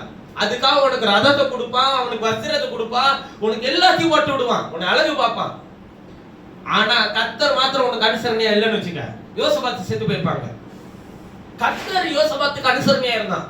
எதிரி திட்டப்போட வச்சது யார் தெரியுங்களா? ஆண்டவர் தான். அவன் என்ன திட்டப்பட்டான் தெரியுங்களா? யார்? ஓர் சேவகர்கள் யாரையும் அழிக்க வேணாம். மிகாயா சொன்னதுனால கவனிச்சு பாருங்க. நீங்கள் எல்லாரும் திரும்பி வருவீர்கள், சமாதானத்தை எப்படி வருவீங்க? சமாதானத்தோட வருவீர்கள். ஆனால் மேய்ப்பில்லா ஆடுகளை போல ராஜா இல்லாமல் ஜனங்கள் இருப்பார்கள். ராஜா மட்டும் செத்துவான்ற அந்த யுத்தத்துல. அதே மாதிரி ராஜா மட்டும் செத்தானா? வேற யாராச்சும் சாகறதுக்கு பிளான் போட்டானா எதிரி? இல்லையே. ராஜாவை கொன்று போடுவோம், யுத்தம் நம்முடையதாய் மாறும். சீரியர்கள் திட்டம் பண்ணினார்கள். பக்கத்துல வந்து கொல்லும் போது பார்த்தவன் பக்கத்துல வந்து பார்க்காம அவன் ஏன் மூஞ்ச பார்த்தான்னு தெரியல. பார்க்காம ரதத்துல இருந்தா அவன் ராஜா தான் கொண்டு போட்டிருந்தான்னு வச்சுக்கோங்க, யோசபாத்து போய் சேர்ந்திருப்பான். அவன் எல்லாம் யுத்தத்துக்குள்ள வந்தவன் எல்லாம் இவன் மேல படையெடுக்கிறத தெரிஞ்ச உடனே தான் யோசபாத்து அங்கலாய்க்கிறான். கர்த்தர் அந்த நேரத்தில் யோசபாத்துக்கு அனுசரணையா இருந்தா எதிரிகளுடைய கண்கள் கண்டது, இது ஆகாபல்லையா, இது யோசபாத்துன்னு பார்த்தான். இது ஆகாபல்ல, வேற யாரோ. உடனே அவன் எதர்ச்சியாய் விட்ட அம்பு கோபத்துல விட்டான். எங்கடா ராஜாவை காணோம், திட்டத்தை முறியடிச்சிட்டானே. இப்ப எதிரிக்கு கண்ணுக்கு தெரியல எதிரி எங்க இருக்கிறான்னு, ராஜா எங்க இருக்கிறான்னு. யோசபாத்துக்கு தெரியல ராஜா எங்க இருக்கிறான்னு. ஆனா கூட்டத்துல ஒருத்தனா இருக்கிறான். ஆனா அம்புக்கு தெரிஞ்சிச்சு. தேவன் அதை சரியாய் பயணம் செய்ய வைத்து எதிரியை அவனை கொல்லணும்னு முடிவு பண்ணா அது அவரு பார்த்துப்பாரு. ஐயா மறுபடியும் சொல்றேன், நாம் உன்னதமானவருக்கு முன்பாக எதிர்த்து நின்று ஒன்று செய்ய முடியாது. அதனால ஆவியை பகுத்தறியக்கூடிய வரம் உங்களுக்கு தேவை. உங்களை கோபப்படுத்தணும்னு நினைக்கிறானா பொறுமையா போ. ஆண்டவர் சார் நீ பொறுமையா போ. ஒருவன் உன்னை ஒரு மைல் தூரம் உன்னை பலவந்தம் பண்ணி நீ அவனோடு கூட என்ன பண்ணு ஓ. ஒருவன் உன்னை வலது கரத்துல அலைஞ்சா இடது கரம். நம்முடைய ஆண்டவர் இப்படி எல்லாம் செய்ய சொல்றாரு, செஞ்சுதான் வேற வழி இல்ல. இப்படி எல்லாம் நான் விட்டு கொடுத்துட்டுலாம் போயிட்டு இருக்க முடியாது. என்ன தவிர நீ ஒன்னால செய்ய முடியாது, உனக்குள்ள இருக்கிற ஆவியானவர் அதை செய்ய வைப்பார். விசுவாசத்தோடு இரு, நிதானமா இரு. இருமணம் உள்ளவன் தேவனுடைய வழியில என்ன பண்ண மாட்டான், நிலையத்திருக்க மாட்டான். விட்டுரு, எல்லா பாதையை விட்டு வெளியே வா. உன்னை நேசிக்கிற உலகத்துல உன்னை நேசிக்கிற உன்னதமான ஒரு அன்பு இருக்குன்னா அது கர்த்தர் மாத்திரம் தான், வேற யாரும் இருக்க முடியாது. அந்த உன்னதமான அன்பை வேதத்தை வாசிக்க வாசிக்க நீ புரிந்து கொள்ள அந்த அன்பின் சத்தம் இருதயத்துல கேட்கப்படும் போது இந்த உலகத்துல இருக்கிற எந்த அன்பு அதுக்கு முன்னாடி தோத்து போயிருக்கியா. வேலைக்காரனா உண்மையை விசுவாசித்து சொல்லுகிறேன், இந்த உணர்ந்தவனாய் சொல்லுகிறேன். மனைவியினருடைய அன்போ, பிள்ளைகளுடைய அன்போ, பெற்றோர்களுடைய அன்போ, எந்த அன்பும் அந்த மெய்யான அந்த அன்பின் சத்தத்துக்கு முன்பாக தோற்று போகும். அவடற்ற உத்தம இஸ்ரவேலனே அவர் சொன்ன அந்த ஒரு வார்த்தை சொல்றான், மெய்யாவே நீ ராஜா தான், என்னை அறிந்து வைத்திருக்கிறீர் ஆண்டவரே. சொன்னோனே இப்ப நம்மளா இருந்தா கிரெடிட்டை தூக்கி தலையில வச்சுப்போம். ஆனா அவர் என்ன பண்றாரு, நான் இப்படி சொன்னதுனால நீ என்னை விசுவாசிக்கிறார் இல்லையா, இதிலும் பெரிதானதை காண்பேன். இது முதல் வானம் திறந்திருக்கிறதையும் தேவதூதர்கள் மனுஷகுமாரனிடத்திலிருந்து ஏறுகிறதையும் இறங்குறதையும் நீங்க பாப்பீங்க. இந்த காட்சியை நீங்க கொஞ்சம் கொஞ்சம் முன்னாடி போய் யாக்கோபுல பார்த்திருப்பீங்க இல்லையா, யாக்கோபு பார்த்த சொப்பனத்துல பார்த்திருப்பீங்க. அதே விஷயத்தை யார் சொல்றது இப்ப இங்க? இயேசு சொல்றார். யோவானுக்கு சுவிசேஷத்துல இயேசு சொல்றார், வானம் திறந்திருக்கிறதையும் தேவதூதர் ஏறுகிறதையும் இறங்குறதையும் யாக்கோபு எங்க பார்த்தான்? சொப்பனத்துல ஒரு ஏணி வைக்கப்பட்டிருக்கும், அதனுடைய நுனி வானத்துல இருக்கும், கீழ்பகுதி பூமியில இருக்கும். நுனியில கர்த்தர் இருக்கிறதை கண்டு தேவதூதர்கள் ஏறுகிறதையும் இறங்குறதையும் அவன் சொப்பனத்துல பார்த்தான். ஏன்னா கல்லு அவன் தலைமையில இருக்கு. கல் யாருங்க? கிறிஸ்து. அததான் இயேசு சொல்றாரு, இப்ப நான் வந்துட்டேன், இப்ப மனுஷகுமாரனா. அங்க யாக்கோபு பார்த்த முற்பிதாவாகி யாக்கோபு பார்த்த அதே சொப்பனத்தின்படி இப்ப நான் மனுஷனா வந்துட்டேயா, அந்த கல் நான் தான் வந்துட்டேன். இப்ப அந்த லேடர் யாரும் இல்ல, அது நான் தான். இப்ப தேவதூதர் ஏறுகிறது இறங்குறது, மனுஷகுமாரன் இடத்திலிருந்து ஏறுகிறது இறங்குறது நீ பாப்ப. செய்தியாளர்கள் செய்தியை கொண்டு வந்து உனக்கு சொல்லுவாயா, இதெல்லாம் சொன்னதுனால நீ என்னை விசுவாசிக்க வேண்டாயா, கர்த்தருடைய வார்த்தை மகத்துவங்களை புரிந்து கொள்ள என்னை விசுவாசி, என்னை ஏற்றுக்கொள். உனக்கு முன்பாக நிற்கிற சூழ்நிலை என்னதென்பதை நிதானித்து ஆராய்ந்தறி, உன் பிரச்சனை என்னதென்பதை நிதானித்து பகுத்தறி. பிசாசு கொடுத்தானா, ஆண்டவர் கொடுத்தாரா, அப்படி பகுத்தறியுமா பிரதர்? அந்த சோதனைக்குள்ளாயெல்லாம் வச்சு இங்க லேப் டெக்னீஷியன் வேலையெல்லாம் யாரும் சேர்த்தவில்ல. இந்த பிரச்சனை பிசாசு அனுமதிச்சானா ஆண்டவர் அனுமதிச்சாரா? நிறைய பேர் பகுத்தறினா அங்க போயிடுறது. இது யார்கிட்ட இருந்து வந்துச்சு பிரச்சனை? பிசாசு தான் பிரதர் வச்சிருக்கிறான். ஆண்டவர் என்ன சொல்றாரு, அது தீமையாவே இருந்தாலும் தீமையை என்ன பண்ண, நன்மை நல்ல. ஒரு முறை சிம்சோன் போகிற வழியில பாலசிங்கம் ஒண்ணு எதிர்கொண்டு வந்தது, அடித்து கொன்று போட்டான். கொன்று போட்ட கர்த்தருடைய ஆவியினால் கொன்று போட்டான். இதான் நீக்கணும். எப்படின்னா, போற பாதையில யாரு வந்தாலும் சரி, கர்த்தருடைய தீர்மானம் திராட்சை தோட்டத்தின் நடுவில் வந்துச்சு. பாலசிங்கம் திராட்சை தோட்டத்துக்குள்ள வந்துச்சுன்னா விட்டு வைக்கவே கூடாது. அதை பிச்சு எடுத்துட்டோம்னா அது நம்மளை ஒன்று சேதப்படுத்தாது. ஆண்டவர் சொல்றாரு, நீ விரியன் பாம்பின் மேலும் பாலசிங்கத்தின் மேலும் நடந்து அழுசற்பத்தை என்ன பண்ணுவாங்க, மிதித்து போடுவார். அப்ப கர்த்தர் நமக்கு கொடுத்திருக்கிற மேன்மையான ஆசீர்வாதம், பாதுகாப்பு, அரவணைப்பு இருக்குல்ல, இதுக்கு நிகரான இந்த உலகத்தில யாருமே உங்களுக்கு தந்துட முடியாது. முதல்ல அந்த விசுவாசத்தோடு இருங்க, நிதானி தரீங்க. உங்களுக்கு முன்னாடி இருக்கிற பிரச்சனை என்ன, உங்க வீட்டுக்குள்ளே ஒரு பிரச்சனை வரும்போது இது சத்துரு கொடுத்தானா தேவன் கொடுத்தாரான்றத பார்க்க வேணாம். அந்த பிரச்சனையை கர்த்தருடைய ஆவியினால் பகுத்தறிந்து அதற்கு நான் எப்படி அதற்கு பதில் சொல்லணும், அதை நான் எப்படி கையாள வேண்டும், அதை எப்படி நடத்த வேண்டும், அதை எப்படி கரை சேர்க்க வேண்டும், அதை எப்படி கொண்டு போக வேண்டும் என்கிற அந்த ஆவியை பகுத்தறியக்கூடிய வரத்தை தேவனிடத்திலிருந்து பெற்றுக்கொண்டவர்களாய் அவர் வரமாகவே உங்களுக்குள்ள இருந்து உங்களை நடத்துகிறது உங்கள் கண்கள் காணும். பார்வோன் கடினமாக்கிட்டே இருக்கிறார் கர்த்தர். மோசே சோர்ந்து போயிட்டானா? அதாங்க ஆவியை பகுத்தறிகிறவன் நிதானித்து அறியணுங்க. மோசே சோர்ந்தே போல தொடர்ந்து கர்த்தர் சொல்ற வார்த்தையை கிரியைகளை நடப்பிச்சுட்டே இருந்தான். உனக்கு முன்பாக வைக்கப்பட்டிருக்கிற அத்தனை சூழ்நிலையும் ஜெயம் கொள்ளணும்னா ஆவியை பகுத்தறிந்து நிதானித்து, இதற்கு சில விஷயங்களை கூட போகணும், சில விஷயங்களை கண்ணத்தை காட்டணும். அதான் சொல்றாருல, உன் சகோதரனுக்கு யாதொரு குற்றம் இருந்துச்சுன்னா அது என்ன பண்ணுறாருங்க, சாந்தமுள்ள ஆவியோடு அப்படிப்பட்டவர்களை சீர்பொருந்த பண்ணு. சீர்பொருந்த பண்ணுதல்னா என்ன, தேவனிடத்தில் சேரணும், அதை செய்துட்டே இரு.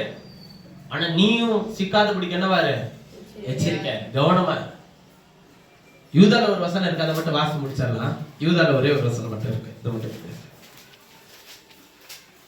யூதா 1 ஒரே அதிகாரம் தான் இருக்கு.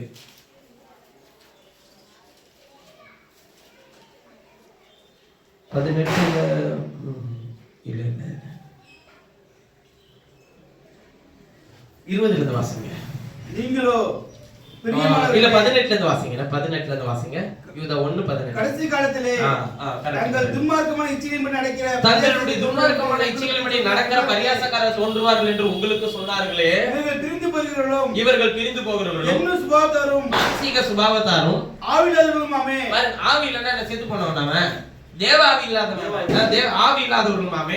நீங்களோ பிரியமானவர்களே, நீங்களோ பிரியமானவர்களே, உங்கள் மகா பரிசுத்தமான விசுவாசத்தின் மேல் உங்களை உறுதிப்படுத்திக் கொண்டு உங்கள் மகா பரிசுத்தமான விசுவாசத்தின் மேல் உங்களை உறுதி. எதனால உங்களுக்கு விசுவாசத்தை கொடுத்தார்? பரிசுத்தமான விசுவாசம். அது ஆமென். பரிசுத்தமான விசுவாசத்தின் மேல் உங்களை உறுதிப்படுத்திக் கொண்டு பரிசுத்த ஆவிக்குள் ஜெபம் பண்ணி, பரிசுத்த ஆவிக்குள் அந்த வார்த்தைக்குள் ஜெபம் பண்ணி தேவனுடைய அன்பிலே உங்களை காத்துக்கொண்டு. பாருங்க எதை கொடுத்திருக்கிறாரா? தேவனுடைய அன்பிலே. பாருங்க ஆவி ஆவின்னு சொல்ற ஆண்டவர், ஆவினா என்ன ஊற்றப்பட்டிருக்கணுங்க? தேவ அன்பிலே. தேவ அன்பு. அன்பு இல்லைன்னா ஆவி இருக்குன்னு அர்த்தம் கிடையாது. இந்த ஆவிக்குரிய சபை எல்லாம் சொல்லிட்டு அன்பே இல்லைன்னா அதுல தேவ ஆவி இல்லைன்னு அர்த்தம். சகோதர சிநேகம் இல்லைன்னா தேவாவி இல்லைன்னு அர்த்தம். பொறுமை இல்லைன்னா தேவாவி இல்லைன்னு அர்த்தம். தேவஞானம் இல்லைன்னா தேவாவி இல்லைன்னு அர்த்தம். சும்மா கையை தட்டி கூச்சல் போடுறதுக்கு தேவாவி இல்ல, ஆவிக்குரிய சபை இல்ல, ஆவிக்குரியவர்கள் அல்ல. இல்ல தெளிவா சொல்லுமா, தேவனுடைய அன்பிலே உங்களை என்ன பண்ணி கொண்டு காத்துக்கொண்டு நித்திய ஜீவனுக்கு ஏதுவாக. நித்திய ஜீவனுக்கு அப்ப அடுத்து அன்பு இருக்கு அப்படின்றதுனால நித்திய ஜீவனுக்கு எதிராக இல்ல, நித்திய ஜீவனுக்கு ஏதுவாக நம்முடைய கர்த்தராகிய இயேசு கிறிஸ்துவின் இரக்கத்தை பெற காத்திருக்கிறார். இரக்கத்தை பெற நித்திய ஜீவனுக்கு ஏற்றபடி யோசி, இரக்கம் வரும் ஒரு இடத்தில். அடுத்து சொல்றாரு நீங்கள் பகுத்தறிவுள்ளவர்களாய் எங்கே சொல்றாரு? ஆவியை பகுத்தறிவு உள்ளவர்களாய் இருந்து சிலருக்கு இரக்கம் பாராட்டி சிலரை அக்கினியிலிருந்து உபத்திரவத்திலிருந்து இழுத்து விட்டு பயத்தோடு அவர்களை ரட்சித்து மாம்சத்தால் கரைபட்டிருக்கிற அவர்களுடைய மாம்சீக வாழ்க்கையில கரைபட்டிருக்கிற வஸ்திரத்தையும் வெறுத்து தள்ளுங்கள். அதுபடி உங்களை காக்கவும் நமது மகிமையுள்ள சன்னிதானத்திலே உங்கள் மிகுந்த மகிழ்ச்சியோடும் மாசற்றவர்களாய் நிறுத்த வல்லமை உள்ளவரும் தாம் ஒருவரே ஞானமுள்ளவருமாகிய அவர் ஒருத்தர் தான் ஞானம் உள்ளவர். நம்முடைய இரட்சகரான தேவனுக்கு கனமும் மகத்துவமும் வல்லமையும் அதிகாரமும் இப்பொழுதும் எப்பொழுதும் உண்டாவதாக. ஆமென். அவர் சொல்றாரு பாருங்க, மாம்சத்தால் கரைபட்டிருக்கிற வஸ்திரத்தை வெறுத்து தள்ள வைப்பா, சிலரை அக்கினிலிருந்து இழுத்து விடு, சிலரை பயத்தோட ரட்சி. இப்ப என்ன அவர் சொல்ல வர்றாருன்னா, யாரையும் விட்டுறாங்க, யாரும் என்ன பண்ணாத விட்டுறாங்க.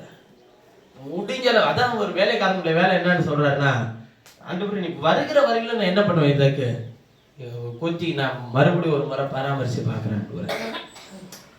அதாவது எது வரையிலும் டாலரேட் பண்ண முடியும்னு கேட்டீங்கன்னா, தேவனுடைய சித்தத்துக்கு கீழ்ப்படுகிற வரையிலும், எதிராக செயல்படுற வரையிலும் கூட டாலரேட் பண்ண முடியும்.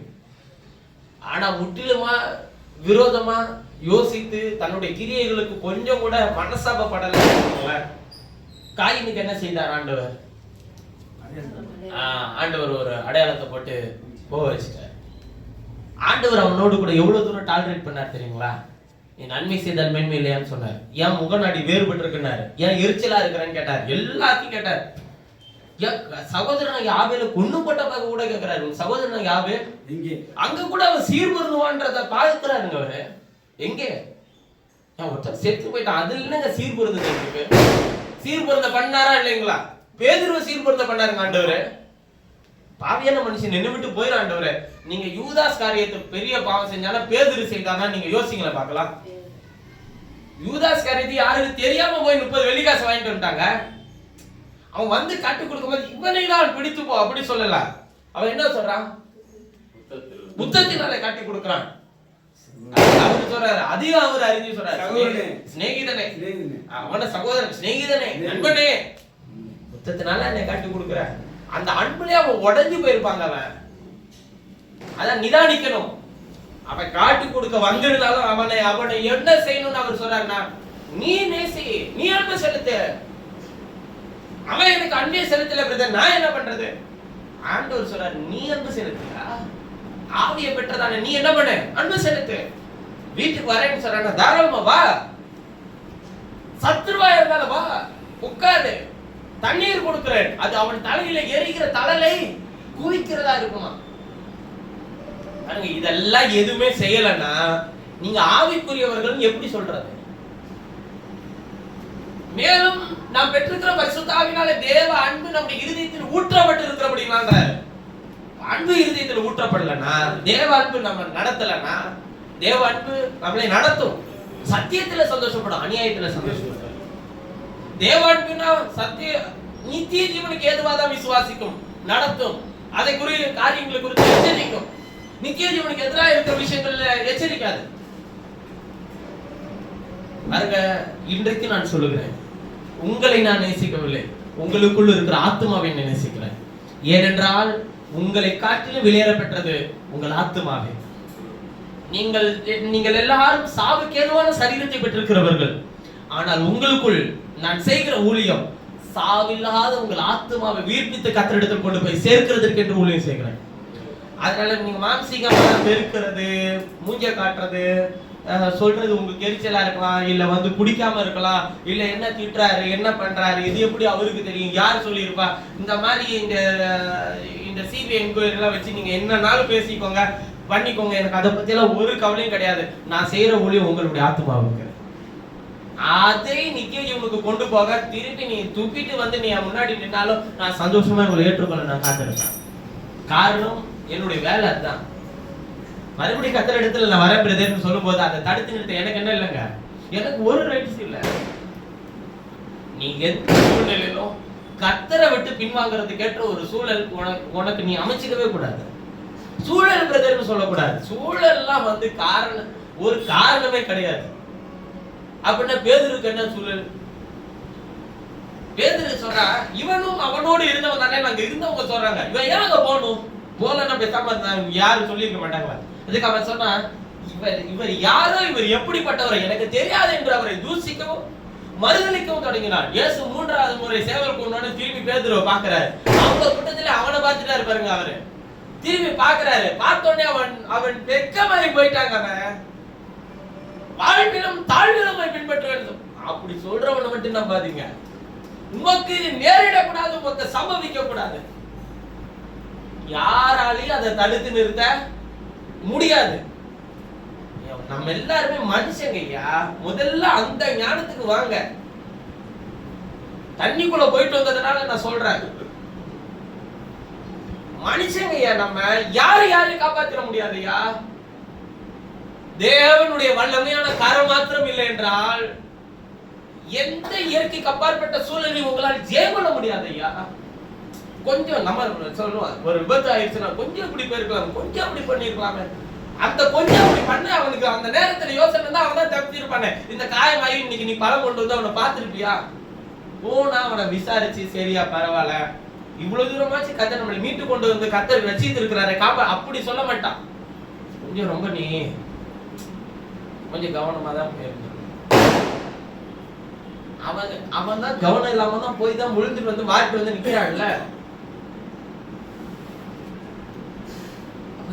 எச்சரிக்கிற சத்தம் எப்ப எச்சரிக்கணும், எப்ப சேர்த்துக்கணும்ன்றது இருக்கு. நல்ல கவனிச்சுக்கோங்க ஐயா. பாவம் செய்த பிறகு ஆண்டவர் எச்சரிக்கிற. பாவம் செய்யறதுக்கு முன்னாடி சொன்னார், இந்த குசிக்கு நாளில் சாகவே சாவாயினாரு. பாவம் செஞ்ச பிறகு அவர்களுக்கு தோல் உடையெல்லாம் உடுத்தி, அதான் தேவன் தம்முடைய அன்பை காண்பித்து தோல் உடையெல்லாம் உடுத்தி தோட்டத்தை விட்டு போவான். தேவனுடைய அதான் அனாதி அன்பு, அல்லாதியான ஒரு எல்லையற்ற ஒரு அன்பு. அது நம்முடைய இருதயத்தில் எனக்கு தேவையா? அதுதான் ஆவியை பகுத்தறிய வைக்கும். அன்பு இல்லைன்னா ஆவியை பகுத்தறிய முடியாது. அன்பு இல்லைன்னா பகுத்தறிதல்னா நீ என்ன நோக்கத்துக்கு வர இதை தெரிஞ்சுக்கிறதுனால மட்டும் ஒரு இது பகுத்தறிதல் கிடையாது. அவன் எப்படி நடத்த போறாரு, அவனை எப்படி அவனுடைய வாழ்க்கையில என்னை பயன்படுத்த போறாரு, இதுதான் பகுத்தறிதல். அதான் ஆவிக்குரியவன் எல்லாவற்றையும் என்ன பண்ணி இருக்கிறான், நிதானித்து ஆராய்ந்து இருக்கிறான். சரி, இந்த பிரச்சனையா வா, நம்ம ஜெபம் பண்ணலாம். இந்த சூழ்நிலை பைபிள் இப்படி சொல்லுது, பயப்படாத, நான் உன்னோட இருக்கிறேன். இதுல இருந்து கர்த்தர் நிச்சயமா அவனை மீட்டு கொண்டு வருவார். நீ என்ன தள்ளிட்டு போயிருக்கிறோம்? ஒன்னிடத்துல கர்த்தர் கொடுத்தது அள்ளி கூட, தாராளமா கொடு. இலவசமா பெற்றுங்க, இலவசமா கொடுங்க. அத அவன் அங்கீகரிக்கலையா, விட்டுரு. அவனை திருப்பி திருப்பி தேடி, அதான் சொல்ற, நீ என்ன பண்ணாத படிக்க, சிக்கிக்கொள்ளாத படிக்க சரிக்காருன்றல. கவனம். எல்லா விதமும் பைபிள் நமக்கு எடுத்து போதிச்சிருக்கு. ஆவிய பகுத்தறியணும். பகுத்தறியணும் என்ன, உனக்கு என்ன நாளைக்கு சம்பவிக்க போகுதுன்னு சொல்றதோ, இல்ல அவனுக்கு என்ன பிரச்சனை, அவன் என்ன பாவம் செய்துட்டு இருந்தான்னு சொல்றதுக்கோ ஆவிய பகுத்தறிதல் கிடையாது. அதெல்லாம் இயேசு சூப்பரா செஞ்சுட்டு போயிட்டாரு, செஞ்சிருப்பாரு. பாருங்க, லாசரோட இடத்துக்கு லாசரு மரண வேதனையா இருக்கிறான்ற செய்தி இயேசுவுக்கு தெரியுது. ஆனால் ஆவியினால் அவர் அங்கு அனுப்பப்படவே இல்லை. 4 நாள் ஆச்சு. 3வது நாள் என்ன ஆயிடுச்சு? கரண்டி கீழே விழுந்துரும். சரீரத்தை அடக்கம் பண்ணிட்டா முதல்ல விழுகிறதே மூக்குதான். 3வது நாள் விழுந்துரும். அங்க ஒண்ணுமே இருக்காது, நாருமேன்றான். இப்ப தேவனால் அனுப்பப்பட்டவரா இவர் வந்து நிக்கும்போது சொல்றாரு, கல்ல பரட்டி போடு, லாசருவை வெளியே வா, அவன் கட்டுகளை அறுத்து விடுன்னு சொன்ன அதே ஆண்டவர் இன்றைக்கும் நேற்றும் இன்றும் என்று மாறாதவராய் இருக்கிறார். ஆவியை பகுத்தறிய தெரியும் ஐயா.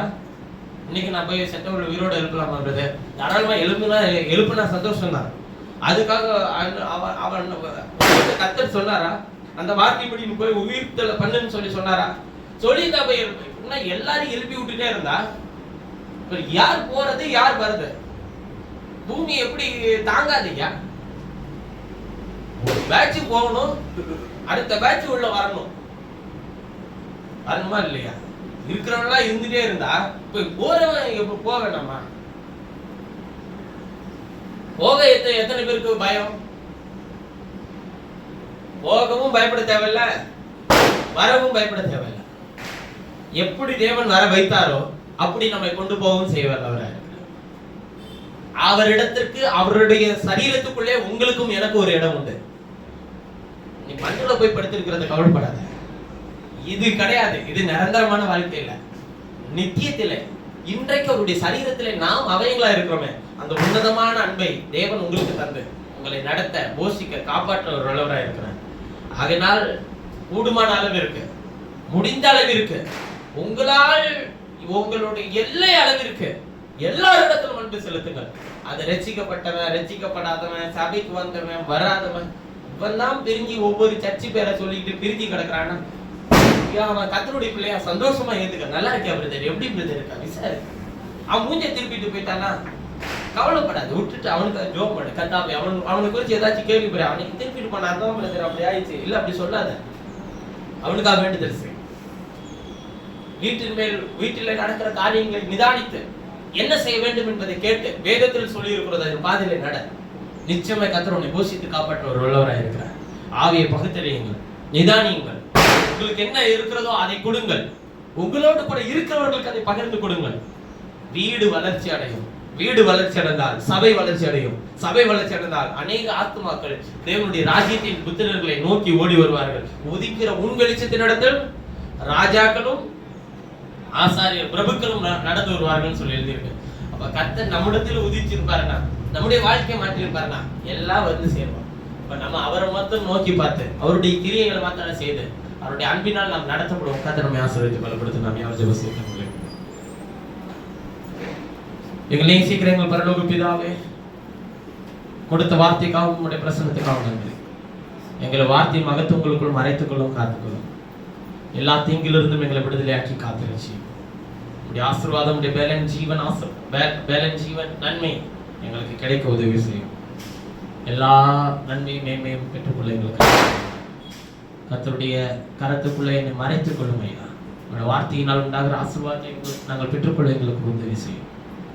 தேவனே, எங்கள் மேல் கிருபையாயிரும், எங்கள் மேல் இரக்கமாய் இரும். உங்களுடைய வார்த்தைகளை நாங்கள் காத்து எங்கள் நம்பிக்கையை நடப்பிக்க எங்களுக்கு உதவி செய்யும். திருச்சியில், திண்டுக்கல்லில், ஒசூரில், சென்னையில் இருக்கிற உங்களுடைய பிள்ளைகள் யாவரையும் உங்களுடைய பாதுகாப்புக்குள்ளே வைத்து வழி நடத்த வேண்டும் நான் ஜெபிக்கிறேன். சூழல்கள் நிதானிக்கிறவர்களாய் இருந்து உங்களுடைய ஆவியினால் அதை பகுத்தறிந்து அதை பாதையிலே நடத்தப்பட உங்களுடைய ஆவியின் அனுக்கிரகம் உங்களுடைய பிள்ளைகளுக்கு கிடைக்க உதவி செய்யும். அதற்கு எதிராக கிரியைகளை நடப்பிக்க வைக்கிற எல்லா தீங்கையும் உங்களுடைய பிள்ளைகளை விட்டு எடுத்துப்படும். கர்த்தராகிய இயேசு கிறிஸ்துவின் பாதுகாப்பு, அரவணைப்பு, சுகம், பலன், ஜீவன் எல்லா பிள்ளைகளுக்கும் கிடைக்க உதவி செய்யும். இயேசுவின் நாமத்தில் ஜெபிக்கிறேன் ஜீவனுள்ள நல்ல பிதாவே, ஆமென். என் ஆத்மாவே கர்த்தரை ஸ்தோத்திரி, என் முழுவதுமே அவருடைய பரிசுத்த நாமத்தை ஸ்தோத்திரி. என் ஆத்மாவே கர்த்தர் செய்த சகல உபகாரங்களை ஆமென்.